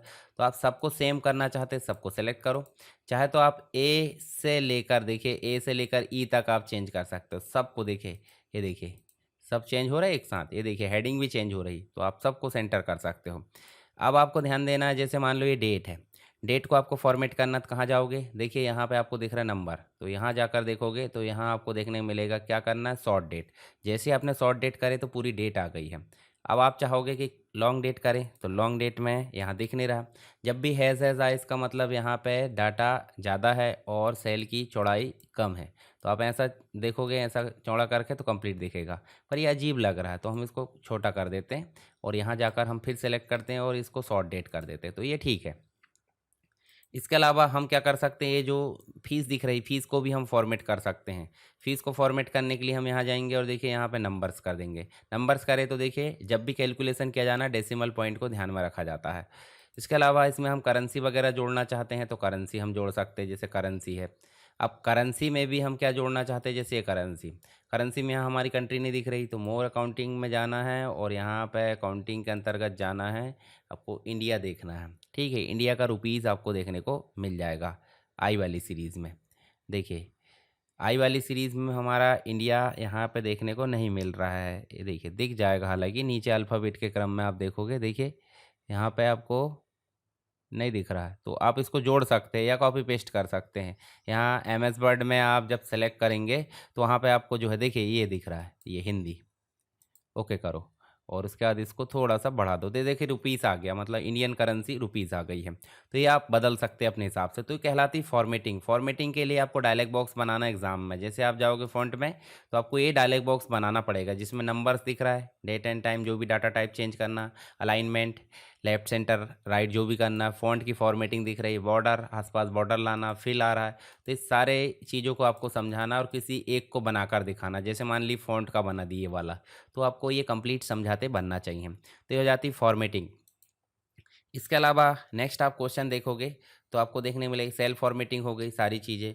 फार्मूलाज, और फार्मूला लगाने के लिए आप देखिए फार्मूला नॉर्मली पूछ लेगा कि एक्सेल में फार्मूला क्या होते हैं, तो गणना यानी कैलकुलेशन करने के लिए किसकी ज़रूरत पड़ती है, फार्मूला की। तो जिसमें एडिशन है, सब्सट्रैक्शन है, मल्टीप्लिकेशन है, डिवीज़न, ये सारे काम किए जाते हैं। तो फार्मूला एक बेसिक चीज़ है, पर जो फार्मूला बार बार यूज़ किए जाते हैं उनको हमने डिफाइन कर दिए फंक्शन के नाम से। देखिए सम है, एवरेज है, काउंट है, इफ़ है, ये सब जो है बने बनाए, यानी कि टोटल निकालने के लिए, औसत निकालने के लिए, टोटल संख्या है उनको गिनने के लिए, और ये किसी कंडीशन पे काम करने के लिए। तो ये हो जाते हैं आपके फंक्शन।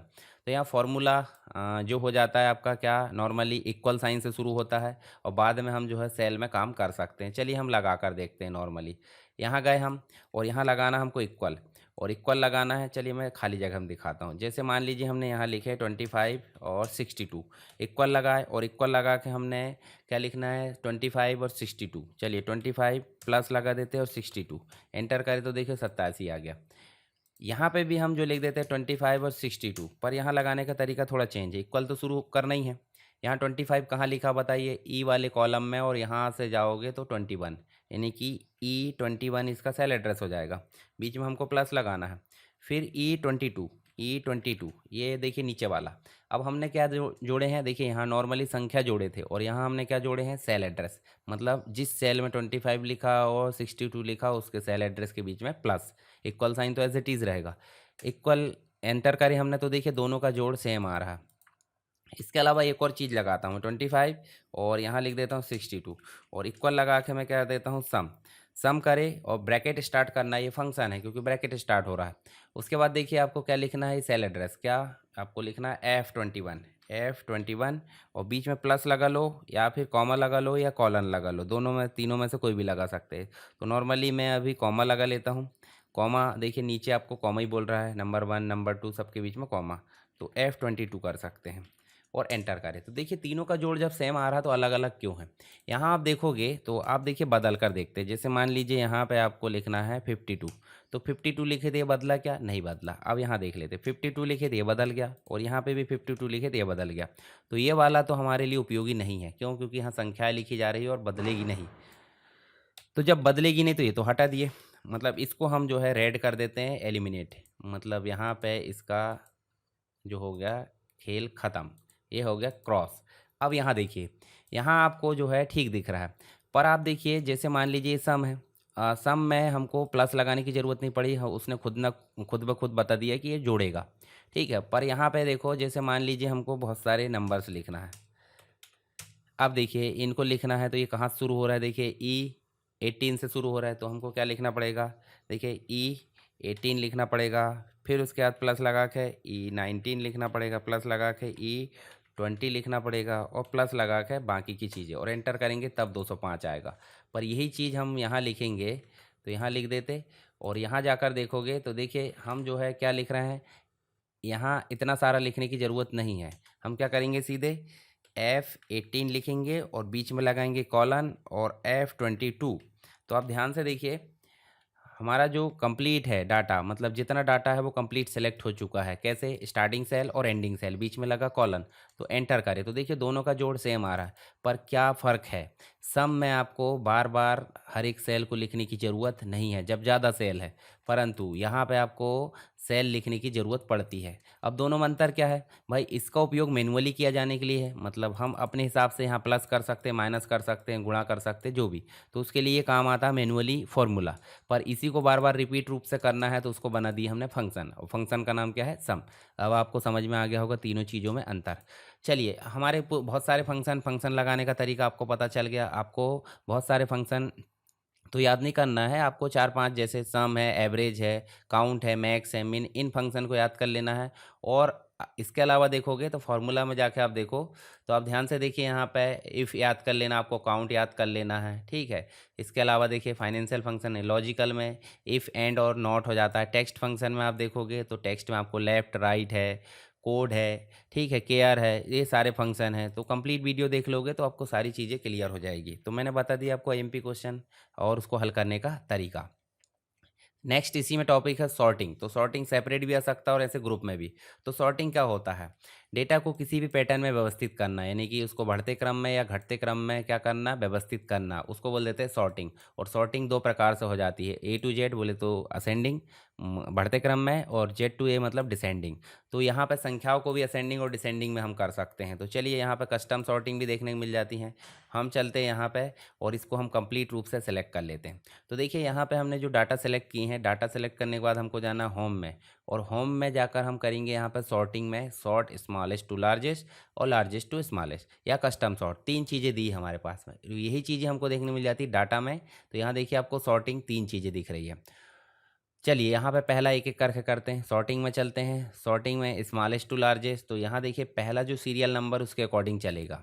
लार्जेस्ट टू स्मॉलेस्ट में देखिए सीरियल नंबर के अकॉर्डिंग, मतलब जब भी हम पहले सेल के अकॉर्डिंग क्या करना चाहते हैं सॉर्टिंग, तो हमको जाना पड़ता है कहाँ पे, पहले वाले और दूसरे वाले ऑप्शन में।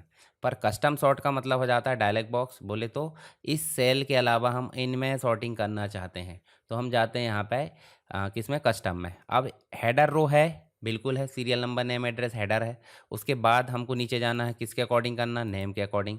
आप सेल की वैल्यू के अकॉर्डिंग करना, कलर के अकॉर्डिंग या फॉन्ट के अकॉर्डिंग, तो आप वैल्यू के अकॉर्डिंग करो। और कैसे करना है, ए टू जेड, और ओके करो। तो देखिए ए से लेकर जेड तक के सारे अंक जो आपके अल्फ़ाबेट है वो एडजस्ट हो चुके हैं। जैसे वंस, देखिए यहाँ पे उल्टा सीधा दिख रहा है आपको, क्यों, क्योंकि ये अभी नेम के अकॉर्डिंग हुआ है। एड्रेस के अकॉर्डिंग करना है तो फिर से जाओ कस्टम में, तो आपको डायलॉग बॉक्स बनाना है एग्जाम में, ठीक है। मैंने यहाँ पे डायलॉग बॉक्स नहीं रखा क्योंकि मैं समझा दे रहा हूँ डायरेक्टली। तो यहाँ पे आपको डायलॉग बॉक्स बनाना बहुत ज़रूरी है। डायलॉग बॉक्स नहीं बनाओगे तो नंबर नहीं मिलने वाले। तो डायलॉग बॉक्स में आप देखोगे एक लेबल के अनुसार, मतलब एक कंडीशन के अकॉर्डिंग हम सॉर्ट कर रहे हैं। हम चाहे तो लेबल ऐड कर सकते हैं, पर आप कोशिश करो इतना ही बना दो। चलिए ये तो बात होगी कस्टम सॉर्ट की। एक और होता है फ़िल्टर। तो फ़िल्टर में आप जाओगे, तो फ़िल्टर में जाओगे, देखिए फ़िल्टर में जैसे जाओ तो ऊपर आपको हेडिंग में क्या दिख रहा है, एक डाउन एरो दिख रही है। डाउन एरो में जाओगे तो जिस भी चीज़ में जाओगे, जैसे मान लीजिए एड्रेस में डाउन एरो में गए, तो आपको जितनी भी सिटी है उनकी लिस्ट दिख जाएगी। सेलेक्ट ऑल करके आप सिर्फ छिंदवाड़ा देखना चाहते हैं, ओके कर दो। यानी कि डेटा को छानने के लिए या डेटा को एक प्रकार से कंडीशन के अकॉर्डिंग दिखाने के लिए हम फ़िल्टर का उपयोग करते हैं। ऐसे एम एस एक्सेस में क्यूरी हो जाती है फ़िल्टर के अपग्रेड में। तो यहाँ पर जाओ और इसको इंदौर को हटा दो, तो इंदौर बस नहीं दिखेगा, बाकी सब दिखेंगे। तो ये हो जाता है आपका फ़िल्टर। और फ़िल्टर एक से अधिक लगा सकते हैं। जैसे आप देखोगे यहाँ पे एड्रेस कौन से एड्रेस के व्यक्ति कितने सैलरी वाले चाहिए, तो उसके अकॉर्डिंग भी आप कर सकते हैं। जैसे मान लीजिए मुझे 40 वाले चाहिए, तो देखिए 40 वाला एक ही दिख रहा है, ठीक। इसके अलावा मुझे सभी चाहिए, ठीक है, तो देखिए 40 वाले सभी दिख रहा है। तो ये हम जो है फ़िल्टर लगा सकते हैं, सेलेक्ट ऑल रहने दो यहाँ पे, और उसके बाद यहाँ कर दो क्या, यहाँ भी सेलेक्ट ऑल कर दो, तो सभी सैलरी यहाँ पे शो हो जाएगी फीस। तो ये हो जाती है आपकी सॉर्टिंग एंड फिल्टरिंग। अब हम बात कर लेते हैं नेक्स्ट जो अगला टॉपिक है सॉर्टिंग की। सॉर्टिंग के अलावा रेफरेंसिंग। तो रेफरेंसिंग क्या हो जाती है, यानी कि जब भी हम जो है जैसे रेफरेंसिंग का मतलब हो जाता है सेल के डेटा को दूसरे सेल में उपयोग करना। कैसे, उदाहरण के लिए हम यहाँ जैसे ये देखिए, यहाँ देखिए इक्वल लगा है। अब ये सेल का एड्रेस क्या है बताइए मुझे, D4। तो D4 हमने लिखे, तो ये देखिए एक प्रकार की रेफरेंसिंग देखने को मिल जाती है जहाँ पे एज इट इज़ डेटा आ चुका है। और एक और रेफरेंसिंग आप देखोगे तो D4 लिखोगे और D4 को आप लॉक कर दोगे। कैसे, आप लॉक कर दोगे किससे, डॉलर के साइन से यहाँ पे लॉक कर दोगे और एंटर करोगे। तो देखिए यहाँ पे ये जब हम खींचेंगे इसको, तो देखिए सब में D4 की ही वैल्यू आ रही है। तो रिलेटिव और एब्सोल्यूट दो प्रकार के रेफरेंस होते हैं। जैसे हम रिलेटिव की बात करें, तो जब आप किसी फार्मूला को एक सेल से दूसरे सेल में कॉपी करते हैं तो सेल ऑटोमेटिक बदल जाता है। जैसे उदाहरण के लिए यहाँ देखो, मैं लिख देता हूँ D4, इक्वल करके लिखना है, इक्वल D4, और D4 लिखे और हम खींच देते हैं। तो आप देखिए खींच दिए तो हर एक के सामने का जो एड्रेस है वो ऑटोमेटिक कवर कर लिया है। तो ये कहलाता है रिलेटिव। पर हम एज इट इज़ लिखना चाहते हैं, मतलब हर एक सेल में वही वैल्यू आए, तो हम लॉक कर दे रहे हैं डॉलर से, तो इसे बोल देते हैं एब्सोल्यूट। एब्सोल्यूट मतलब हो जाता है स्थिर। तो जो फंक्शन को हम जो है डॉलर साइन से फिक्स कर देते हैं उसे बोल देते हैं एब्सोल्यूट, और जिसको हम डॉलर साइन से फिक्स नहीं करते उसे बोल देते हैं रिलेटिव, ठीक है। इसके अलावा मिक्स्ड भी होता है कि किसी में डॉलर लगा दिए किसी में नहीं लगाया। जैसे सेल एड्रेस में डॉलर लगा दिए और रो में नहीं लगाए, मतलब जो कॉलम है उसमें लगा दिए और रो में नहीं लगाए, ऐसा भी होता है। तो इसे बोल देते हैं मिक्स्ड रेफरेंस। तो ये तीनों चीज़ों को आप एग्जाम्पल के तौर पे हल करके समझाना है, तभी आपका जो आंसर पूरा होगा। तो यहाँ आपको क्वेश्चन हालांकि थोड़ा बड़ा मिला है, ये मैंने थोड़े बड़े स्तर पर समझा दिया। इसका मतलब है कि ये वर्कबुक वर्कशीट अकेला भी पूछ सकता है, सेल फॉर्मेटिंग अकेला पूछ सकता है, फॉर्मूला अकेला पूछेगा, सॉर्टिंग अकेला पूछेगा, और रेफरेंसिंग अकेला। तो यहाँ 5-6 क्वेश्चन मैंने हल करवाया है आपकी। चलिए अगला जो क्वेश्चन है वो हम देखने वाले हैं। यहाँ पे चार्ट क्या होता है, डेटा हैंडलिंग यानी चार्ट बनाना, रो और कॉलम मेंटेन करना, हटाना और प्रिंट करना। तो 3 चीज़ें हम देखने वाले हैं यहाँ पे। तो सबसे पहले चार्ट की अगर बात करें तो डेटा को विजुअलाइज करना चार्ट कहलाता है। उदाहरण के लिए हम नई सीट में चलें, और नई सीट में चलने के बाद हम यहाँ एक डाटा बना लेते हैं। जैसे हम एक कैटेगरी बना लेते हैं, जैसे OBC बना लेते हैं, ठीक है। पहले तो हम बना लेते हैं जनरल, ठीक है। जनरल के अलावा एक और आ गया आज की डेट में, EWS आ गया है, OBC, ST, SC और EWS। अब इनका कितना कितना परसेंट है वो हम ऐसे अनुमानित लिख लेते हैं, एक्यूरेट तो नहीं पता हमको अभी। जैसे हम मान लेते हैं यहाँ पे 25%, उसके बाद ये 50%, और यहाँ लिख देते हैं हम 15%, यहाँ लिख देते 20%, और बचा 10% EWS। देखो टोटल हो रहा है कि नहीं, टोटल 100 होना चाहिए। ये देखिए यहाँ गए और हमने 100 लगा दिए, 120 हो गया। तो हम इसको 120 को कम कर देते हैं, जैसे यहाँ पे इसको भी कर दो 15, ठीक है, 10 कम हो गया, और यहाँ इसको कर दो 10। अब देखो जरा 100 हुआ कि नहीं, 100 हो गया। अब इस 100% में कितने कितने परसेंट डिवाइड है तो हमको दिख रहा है, पर हम चाहते हैं ये डेटा जो है पिक्चर के फॉर्म में देखे। तो इसी डेटा को पिक्चर के फॉर्म में बना हम जाते हैं कहाँ पे, इंसर्ट में, और यहाँ चार्ट दिया है। तो चार्ट में आप जाओगे तो यहाँ देखिए बहुत सारे चार्ट दिए है, आपको इस डायलॉग लॉन्चर पर क्लिक करना है। तो यहाँ देखिए आपको एक रिकमेंडेड दिख रहा है और एक दिख रहा है ऑल चार्ट। रिकमेंडेड में जाओगे तो यहाँ देखिए आपको बने बनाए चार्ट दिख रहा है जो आपको पहले से उपलब्ध डिज़ाइन है। तो आप इसको क्लिक करके नॉर्मली बना सकते हो, मतलब जो डाटा आपके पास में है उसका जो भी चार्ट बनेगा उचित, वो हमको यहाँ पे बना के दे देगा कौन, रिकमेंडेड। अब इस चार्ट को आप फॉर्मेट कर लीजिए। जैसे चार्ट डिज़ाइन में जाओगे तो अपने हिसाब से आप देखिए यहाँ पे आप जो है चार्ट को फॉर्मेट कर सकते हो जैसा भी आपको लगता है। जैसे यहाँ ये ठीक दिख रहा है या ये ठीक दिख रहा है, जैसे आपकी मर्जी। ये देखिए ये भी ठीक दिख रहा है, ये वाला आपको एग्जाम में बनाने का काम आएगा। तो ऐसे आप चार्ट बना सकते हैं। पर आप चाहते हैं इसको क्लिक करें और इंसर्ट में जाएं तो आप रिकमेंडेड में न जाकर आप देखिए बार चार्ट बना सकते हो, ठीक है। कॉलम चार्ट, बार चार्ट, जो भी आपको बनाना, जैसे 3D बार चार्ट बना सकते हो। और इस चार्ट को आप जो है क्या कर सकते हैं, इसको आप जो है नीचे की ओर एडजस्ट कर लो, ठीक, अब डाटा चेंज करोगे तो ये चार्ट भी चेंज होगा और ऐसे आप इसकी भी फॉर्मेटिंग कर सकते हो। बाद में डाटा इसमें एडिट करना है तो आप जो है इसका डाटा को एडिट कर सकते हो सेलेक्ट डाटा करके। चार्ट के टाइप आप चेंज कर सकते हो, तो ये सारा काम आप चार्ट के माध्यम से कर सकते हैं। इसके अलावा चार्ट ना बनाकर हम एक काम और कर सकते हैं, जैसे हम अगर इस डाटा में कंडीशन लगाना चाहते हैं और साथ में उसको चार्ट के रूप में बदलना चाहते हैं, तो इंसर्ट में जाएंगे और पिवोट टेबल पे क्लिक करेंगे। पिवोट टेबल पे क्लिक करोगे, डायलॉग बॉक्स आपको बनाना है एग्जाम में और ओके करना है। तो देखिए ये जो है पिवोट टेबल के अंतर्गत आपको देखने में मिलेगा कंप्लीट जो डाटा है। जैसे मान लीजिए यहाँ देखोगे तो यहाँ आपको देखने को मिलेगा जो भी डाटा हमारे पास में उसका कंप्लीट चीज़ें दिख रही है। तो हम चाहते हैं नेम हमको रो में दिखाना है और जो एड्रेस है वो हमको कॉलम में दिखाना है और उसके बाद जो फीस है उनकी टोटल में दिखाना है। तो देखिए ये डाटा जो है इस प्रकार से हमारा बन गया है। डेट भी आप दिखाना चाहते हैं तो डेट आप दिखा सकते हैं, पर ये 3 चीज़ों के अकॉर्डिंग हम कर सकते हैं। लेबल में जाओगे तो आपको कौन सा एड्रेस दिखाना वो भी आप कर सकते हो, जैसे छिंदवाड़ा, तो छिंदवाड़ा के सारे जो स्टूडेंट है वो दिखेंगे, सभी को दिखाना वो आप कर सकते हैं। और ये पिवोट जो आपने टेबल बनाया हो, पिवोट टेबल का भी आप सेपरेट चार्ट बना सकते हो। ठीक है, कैसे बनाओगे? इंसर्ट में जाओगे और यहाँ पे आप जो है पिवोट चार्ट बना सकते हो, पिवोट चार्ट। और पिवोट चार्ट में कौन सा बनाना वो भी आप यहाँ से बना सकते हो। जैसे कॉलम में जाओ, कॉलम में जाके आप 3D कर लो। ये देखिए इसके अकॉर्डिंग चार्ट बदलेगा। जैसे यहाँ जाओगे और आप सिर्फ छिंदवाड़ा देखना चाहते हैं तो छिंदवाड़ा को आप देखोगे, उसके अकॉर्डिंग यहाँ पे चार्ट बदलते रहेगा। तो आप पिवोट टेबल के साथ साथ चार्ट भी बना सकते हो और सेपरेट चार्ट भी बना सकते हो। इसके अलावा आप इसमें जो है स्लाइसर वगैरह और बहुत सारी चीज़ें ऐड कर सकते हैं, कंप्लीट वीडियो में मैं आपको बताऊँगा। ठीक है, MS एक्सेल और MS वर्ड मतलब MS ऑफिस कंप्लीट रूप से आप देखोगे तो आपको देखने मिल जाएगा यहाँ पे 2024 और 2024 के अकॉर्डिंग आगे ट्यूटोरियल चाहिए आपको सीखना है MS ऑफिस, तो आप मुझे कमेंट बॉक्स में बताइए, मैं उसका अलग से क्लास लेकर आऊँगा। चलिए अभी पिवोट टेबल हो गया हमारा और यहाँ पे हम चलते हैं और नेक्स्ट जो है हमारा कॉलम जोड़ना, कॉलम हटाना, प्रिंट करना। तो देखिए जब हम कॉलम जोड़ने की बात हो रही है तो यहाँ पे हम जाएंगे या नई सीट में चलते हैं और यहाँ देखिए हम ये चार्ट को हटा देते हैं, ये वाले चार्ट को भी। तो कॉलम जोड़ना है तो जैसे हम राइट क्लिक करेंगे तो यहाँ से इंसर्ट कॉलम कर सकते हैं और आप यहाँ जाओगे तो यहाँ से भी आप इंसर्ट कॉलम और इंसर्ट रो कर सकते हो। ऐसे जाओगे आप नीचे तो यहाँ देखिए 3 नंबर में इंसर्ट कॉलम मतलब रो और डिलीट रो, ऐसे आप कर सकते हैं। देखिए राइट क्लिक करके डिलीट, तो कॉलम और रो आप में से मेंटेन कर सकते हैं। ऐसे सीट में आप जाओगे तो सीट को इंसर्ट डिलीट रीनेम सारे काम आप कर सकते हो। तो ये आप विधिवत रूप से लिख दीजिए। यहाँ पे प्रिंट करने की बात है, जब हम ये सारी चीज़ें प्रिंट करते हैं तो हम जब जाएंगे फाइल में और यहाँ प्रिंट पे क्लिक करेंगे तो हमको जो चीज़ लिखी है वो दिख रही है। आप सेटिंग कर सकते हो प्रिंट मतलब कौन से प्रिंटर से निकालना, कितना निकालना है, कॉलेट करना नहीं करना, सारे काम आप यहाँ से विस्तार से मेंटेन कर सकते हैं डायलॉग बॉक्स बना के। उसके अलावा प्रिंट करना है इतना ही बस, तो आपको करना पड़ेगा प्रिंट लेआउट में जाकर प्रिंट एरिया सेट। तो ये भी काम आप कर सकते हो और क्लियर कर दोगे बाद में तो आपको ये काम कंप्लीट हो जाएगा। चलिए ये तो बात हो गई प्रिंट की, आप इसको पढ़ लेना अच्छे से।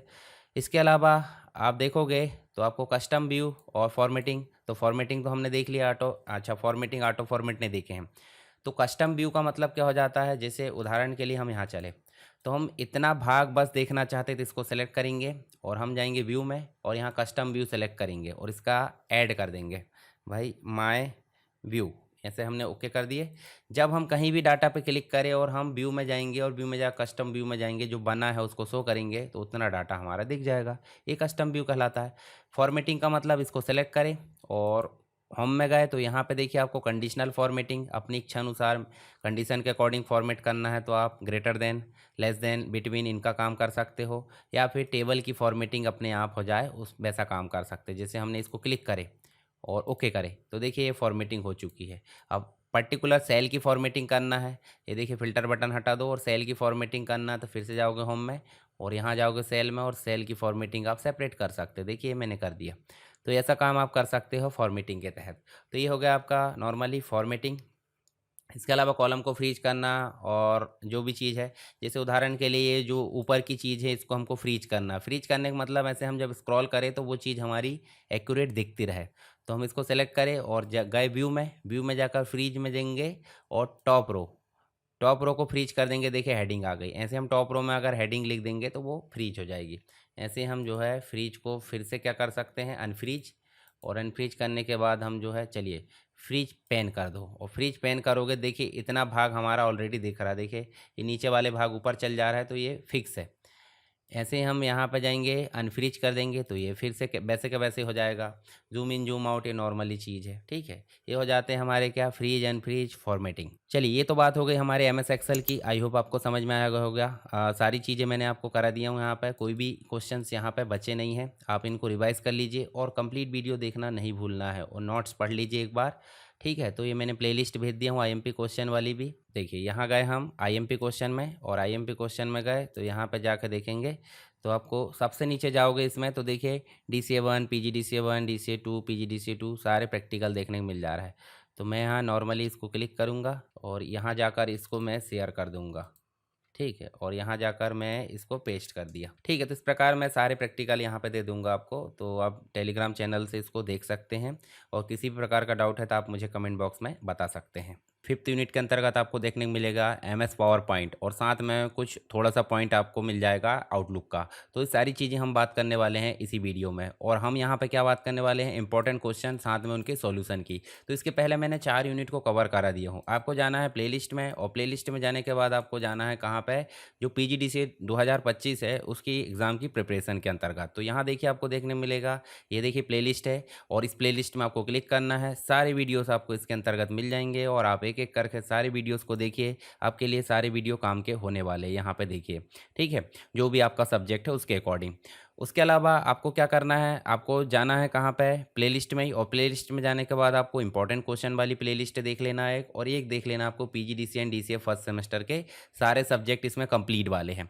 और जब इतना काम कंप्लीट हो जाएगा तो आपको यहाँ से देखना है, ये देखिए यहाँ पे मैंने कंप्लीट रूप से PDF सारे जो वीडियोस है उसमें मैंने जो वीडियो पढ़ाया हूँ उसमें जो भी PPT यूज़ हुई है उसमें सरल लैंग्वेज वाली जो PPT उसको PDF फॉर्म में मैंने यहाँ पे डाल दिया हूँ। तो इसको आप जो है क्लिक करके प्राप्त कर सकते हैं।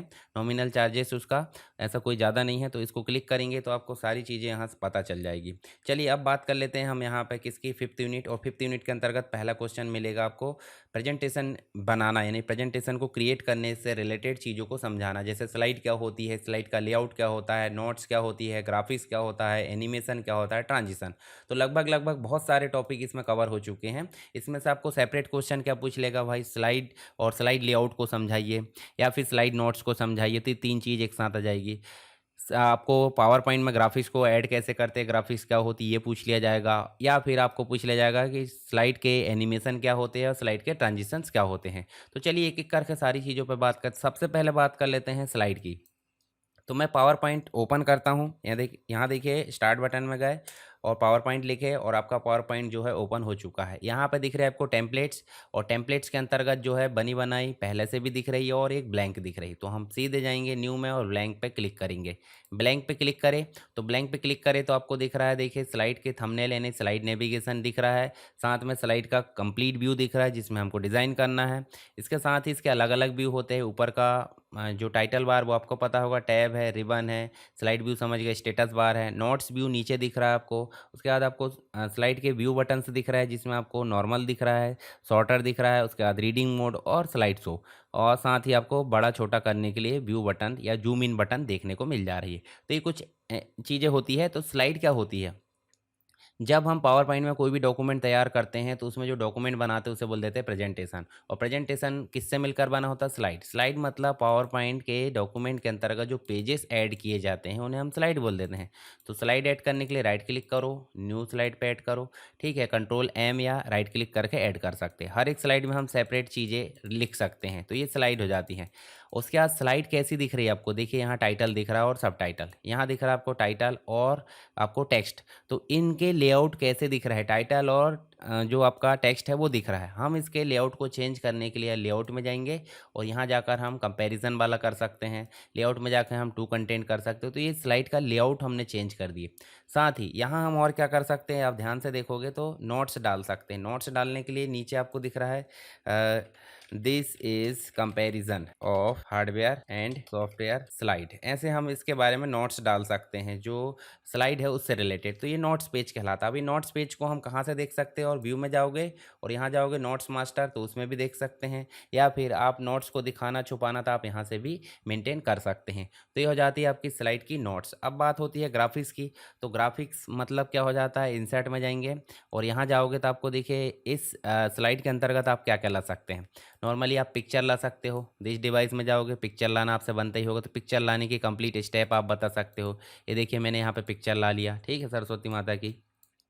इसके अलावा मैं इस पिक्चर को भी मेंटेन कर सकता हूँ, यहाँ से जो एमएस वर्ड में हम करते थे वैसे भी हम कर सकते हैं। देखिए तो ये हो जाता है आपका पिक्चर का। उसके बाद आप नेक्स्ट में जाओगे तो आप इंसर्ट में आप शेप ला सकते हो, ठीक है। जो कैमरा से जो वीडियो है या एल्बम है जो भी आप लाना है, शेप ला सकते हो, icon, 3D model, smart art chart, ये सब ग्राफिक्स के अंतर्गत आ जाते हैं, ठीक है। इमेज ग्राफिक्स के अंतर्गत स्क्रीनशॉट भी ला सकते हो, जो भी आपकी विंडो है उसके अकॉर्डिंग आप स्क्रीनशॉट यहाँ पे ला सकते हैं। जैसे मैंने ये देखिए प्लेलिस्ट आपकी आ गई, इसमें भी आपका ग्राफिक्स आ गई है। तो ये हो जाती है आपकी ग्राफिक्स। इसके अलावा नेक्स्ट क्या दिख रहा है आपको, एनिमेशन। तो एनिमेशन क्या होता है, जैसे ये पिक्चर को हमको एनिमेट करते हुए लेके आना है, तो आप एनिमेशन में जाओ और एनिमेशन में जाके देखिए फेड। ये देखिए, ये देखिए इस प्रकार से आपको ऑब्जेक्ट में एनिमेशन कर सकते हैं। मान लीजिए हम स्लाइड में क्या करना चाहते हैं, डिज़ाइन डालना चाहते हैं, तो आप डिज़ाइन में जाओ और स्लाइड में आप डिज़ाइन डाल सकते हैं, देखिए अलग अलग प्रकार से, ये देखिए, ठीक है। इसके अलावा आप न्यू टेम्पलेट बनाते हैं, हम न्यू, और यहाँ से हम बनी बनाई चीज़ें लेके आ जाते हैं। जैसे ये देखिए कॉरपोरेट वाला जो थीम है उसके अकॉर्डिंग हम यहाँ पे प्रेजेंटेशन क्रिएट कर लेते हैं। यहाँ देखिए, और इसको क्रिएट करके यहाँ देखिए ये क्रिएट हो गया। अब इसमें एनिमेशन डालना थी, पिक्चर में एनिमेशन डाल सकते हैं हम, जैसे पिक्चर कैसे होकर आना चाहिए, शेड होकर आना चाहिए, ये देखिए, ठीक है। ये देखिए इसके अलावा मतलब हम चाह रहे हैं कि ये जो भी चीज़ है वो नॉर्मली एकदम से ना आए, वो धीरे धीरे इफेक्ट देकर आए, तो उसके लिए हम यहाँ पे दे देते हैं एनिमेशन, ये देखिए, ठीक है। इसको भी हम दे देते हैं एनिमेशन।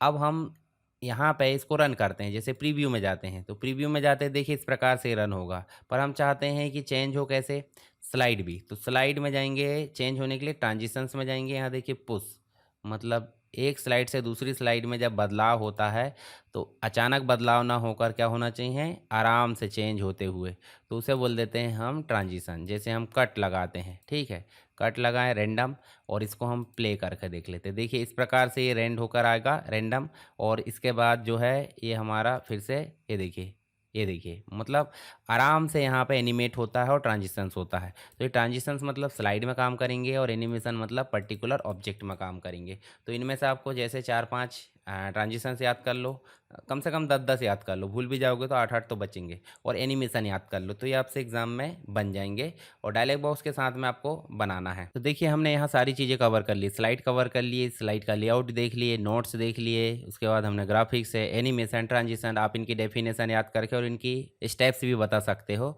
आपके एग्ज़ाम में, ठीक है। तो यहाँ पे हम देख सकते हैं इसके लेआउट की अगर बात करें तो लेआउट अलग अलग होते हैं, जो हमने देख लिए कंपैरिजन वाले, या जो भी नोट्स मतलब जो भी स्पीकर नोट्स या फिर लिखकर हम यहाँ पे दे सकते हैं नोट्स पेन में। ग्राफिक्स आपके जो भी आइकॉन्स वगैरह होते हैं, 3D है, स्मार्ट आर्ट है, ये सारे ग्राफिक्स के अंतर्गत आ जाते हैं, इंसर्ट टैब में मिल जाते हैं। इसके अलावा एनिमेशन की बात करें तो ये कहलाते हैं आपके एक प्रकार से एनिमेशन, मतलब विभिन्न ऑब्जेक्ट को आप कैसे लाना चाहते हो इफेक्ट के तौर पर, तो उसे बोल देते हैं एनिमेशन। तो ऑब्जेक्ट एनिमेशन इन्हें बोल देते हैं। इसके अलावा ट्रांजिशंस की अगर बात करें तो एक स्लाइड से दूसरी स्लाइड में जाने के दौरान जब स्लाइड दिखाई दे तो वो इफेक्ट के तौर पर दिखाई दे, उसी को स्लाइड ट्रांजिशंस बोल देते हैं। कुछ एडिशनल फीचर आप देख सकते हैं। इसके अलावा आप देखोगे तो एडवांस स्लाइड ऑप्शन आपको देखने मिल जाएंगे, जैसे बैकग्राउंड कैसे बदलते हैं, स्लाइड मास्टर का उपयोग कैसे करते हैं, ऑब्जेक्ट को मैनिपुलेट कैसे करते हैं। तो चलिए बात कर लेते हैं सबसे पहले बैकग्राउंड की। तो बैकग्राउंड क्या होता है, जब हम पावर पॉइंट में जाएंगे तो बैकग्राउंड का मतलब नॉर्मली आप देखोगे तो ये जो है हमारा, हम सिंपल इसको कर देते हैं, जैसे ऑफिस की थीम कर देते हैं, ऑफिस की थीम करे तो बैकग्राउंड कुछ भी नहीं है। पर हम चाहते हैं यहाँ स्लाइड में बैकग्राउंड आए, तो हम जाएंगे कहाँ पे, डिज़ाइन में, और डिज़ाइन में जाने के बाद राइट साइड में फॉर्मेट बैकग्राउंड में जाएंगे, इस पर क्लिक करेंगे तो आपको जो बैकग्राउंड पेन है वो मिल जाएगा, जिसमें सॉलिड कलर में आप सिंपल कोई भी कलर सेलेक्ट करो वो बैकग्राउंड के तौर पर बन जाएगा। वही बैकग्राउंड की ट्रांसपेरेंसी क्या रखना है वो अब आप डिपेंड, आपके ऊपर डिपेंड करता है। उसके बाद नीचे अप्लाई ऑल दिख रहा है, यानी कि सभी में अप्लाई हो जाएगा, तो अप्लाई ऑल कर सकते हैं। और अगर आप सिंपल करना चाहते हैं ऑटोमेटिक, तो आप अप्लाई ऑल कर दो, ठीक है। और इसमें आप जो है देखिए अप्लाई ऑल ऐसे कर दो तो यहाँ पे आपको दिख जाएगा, ग्रेडियंट में डबल कलर दिख जाएगा। इसकी भी ट्रांसपेरेंसी आप मेंटेन कर सकते हो, देखिए ट्रांसपेरेंसी कम ज़्यादा कितनी करना है वो आप यहाँ से कर सकते हो, ठीक है। तो ये आप देखने को मिलेगा 3 कलर 4 कलर का एक कॉम्बिनेशन हो जाता है, जिसे हम ग्रेडियंट बोल देते हैं।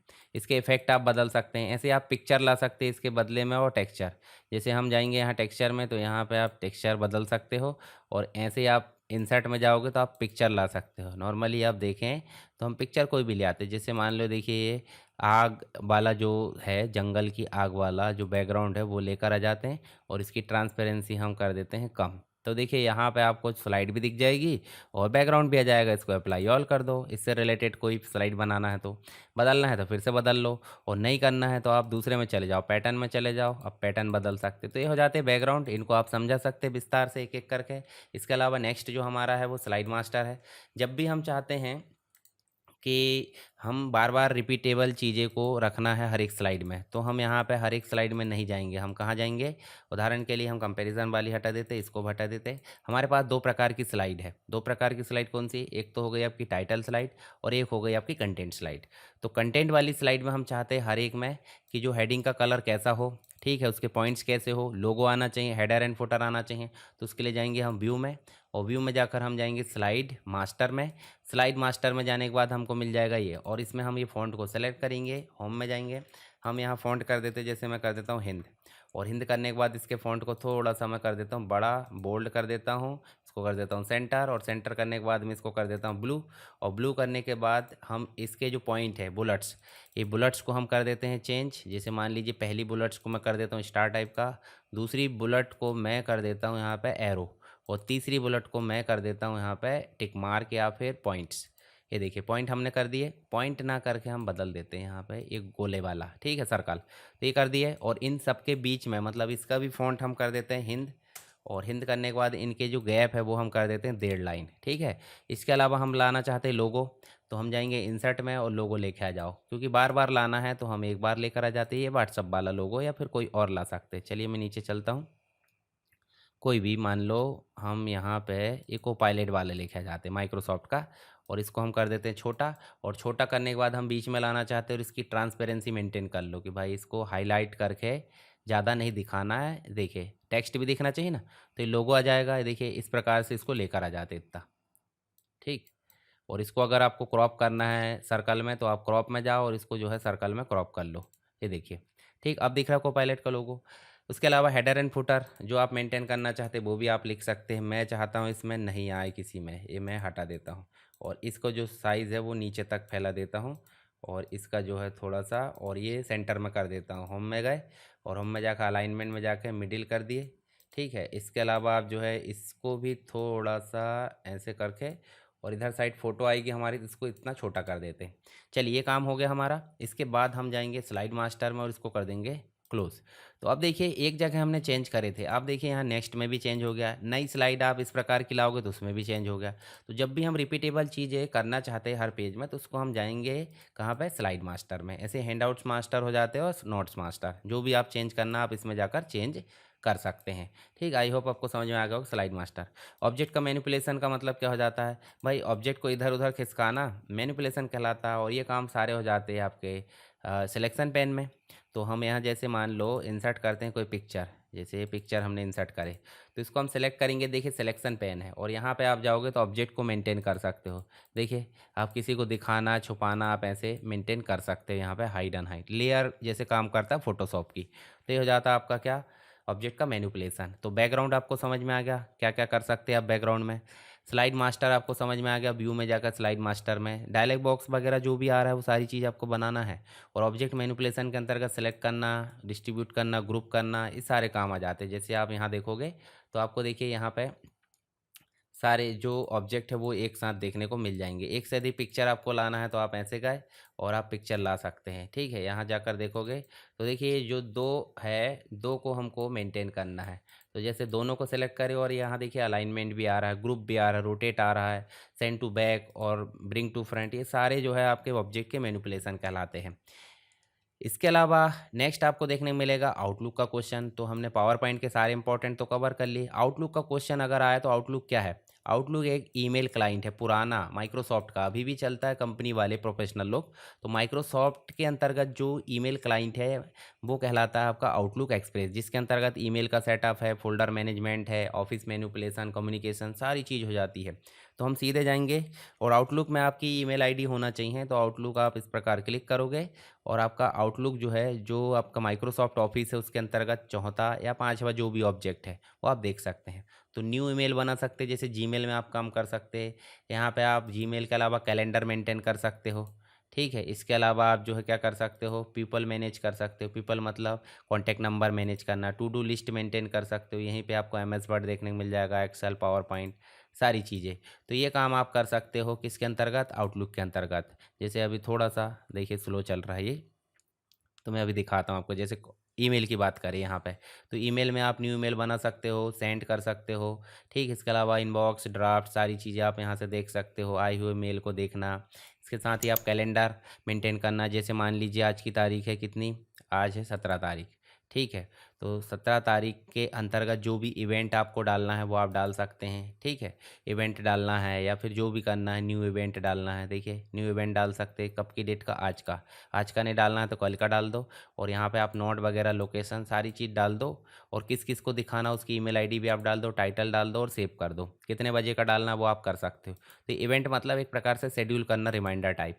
ठीक है, ये मैं क्लोज़ कर देता हूँ, अभी ज़रूरत नहीं है।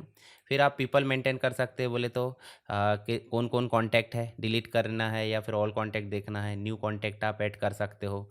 टू डू लिस्ट का मतलब हो जाता है क्या काम आपको दिन भर में करना है, उनकी लिस्टिंग आप कर सकते हो। जितने काम आपके हो चुके हैं उनको आप टिक मार्क कर दो, जो पेंडिंग है वो आपके ऊपर ही दिखते रहेंगे। ठीक है, इसका मैं अलग से ट्यूटोरियल लाऊंगा टू डू लिस्ट का। मोबाइल में ये बहुत अच्छा काम करता है। तो मोबाइल में और ये कंप्यूटर, सारी चीज़ें सिंक होते रहता है, तो आपको बहुत इंपॉर्टेंट रहेगा। तो ये हो जाता है हमारा क्या, ईमेल से रिलेटेड सारी चीज़ें। फ़ोल्डर मैनेजमेंट का मतलब क्या हो जाता है कि जो भी आपने ईमेल में जो फ़ोल्डर बनाए हुए वाले, इनको मैनेज करना। मान लीजिए आपको नया फ़ोल्डर बनाना है, तो आप जो है यहाँ पे जाकर क्या कर सकते हो, नया फ़ोल्डर बना सकते हो या फिर मेल, सारी चीज़ें आप कर सकते हो। तो ये हो जाता है आपका आउटलुक से रिलेटेड कुछ चीज़ें बेसिक जो आपको समझ में आना चाहिए। ठीक है, जीमेल आप उपयोग करते होंगे तो आपको ये चीज़ें समझ में आ गई होगी। फिर भी अगर कोई डाउट है तो आप मुझे कमेंट बॉक्स में बता दीजिए। ठीक है, तो मैं उसको जो है अगले वीडियो में यहाँ पे मेंटेन कर लूँगा, मतलब आपको डाउट क्लियर कर दूँगा। तो आप नोट्स पढ़ लीजिए, नोट्स आपको पढ़ना बहुत ज़रूरी है, क्योंकि वीडियो देखते हैं तो आपको नोट्स बनाना पड़ेगा, तो बनाने में काफ़ी टाइम वेस्ट होगा। ठीक है, तो उससे अच्छा आप इन लिंक पर क्लिक करके नोट्स को डाउनलोड कर लीजिए, तो आपका जो है काम बहुत आसान हो जाएगा। ठीक है, तो चलिए मिलते हैं नेक्स्ट क्लास में, तब तक के लिए जय हिंद।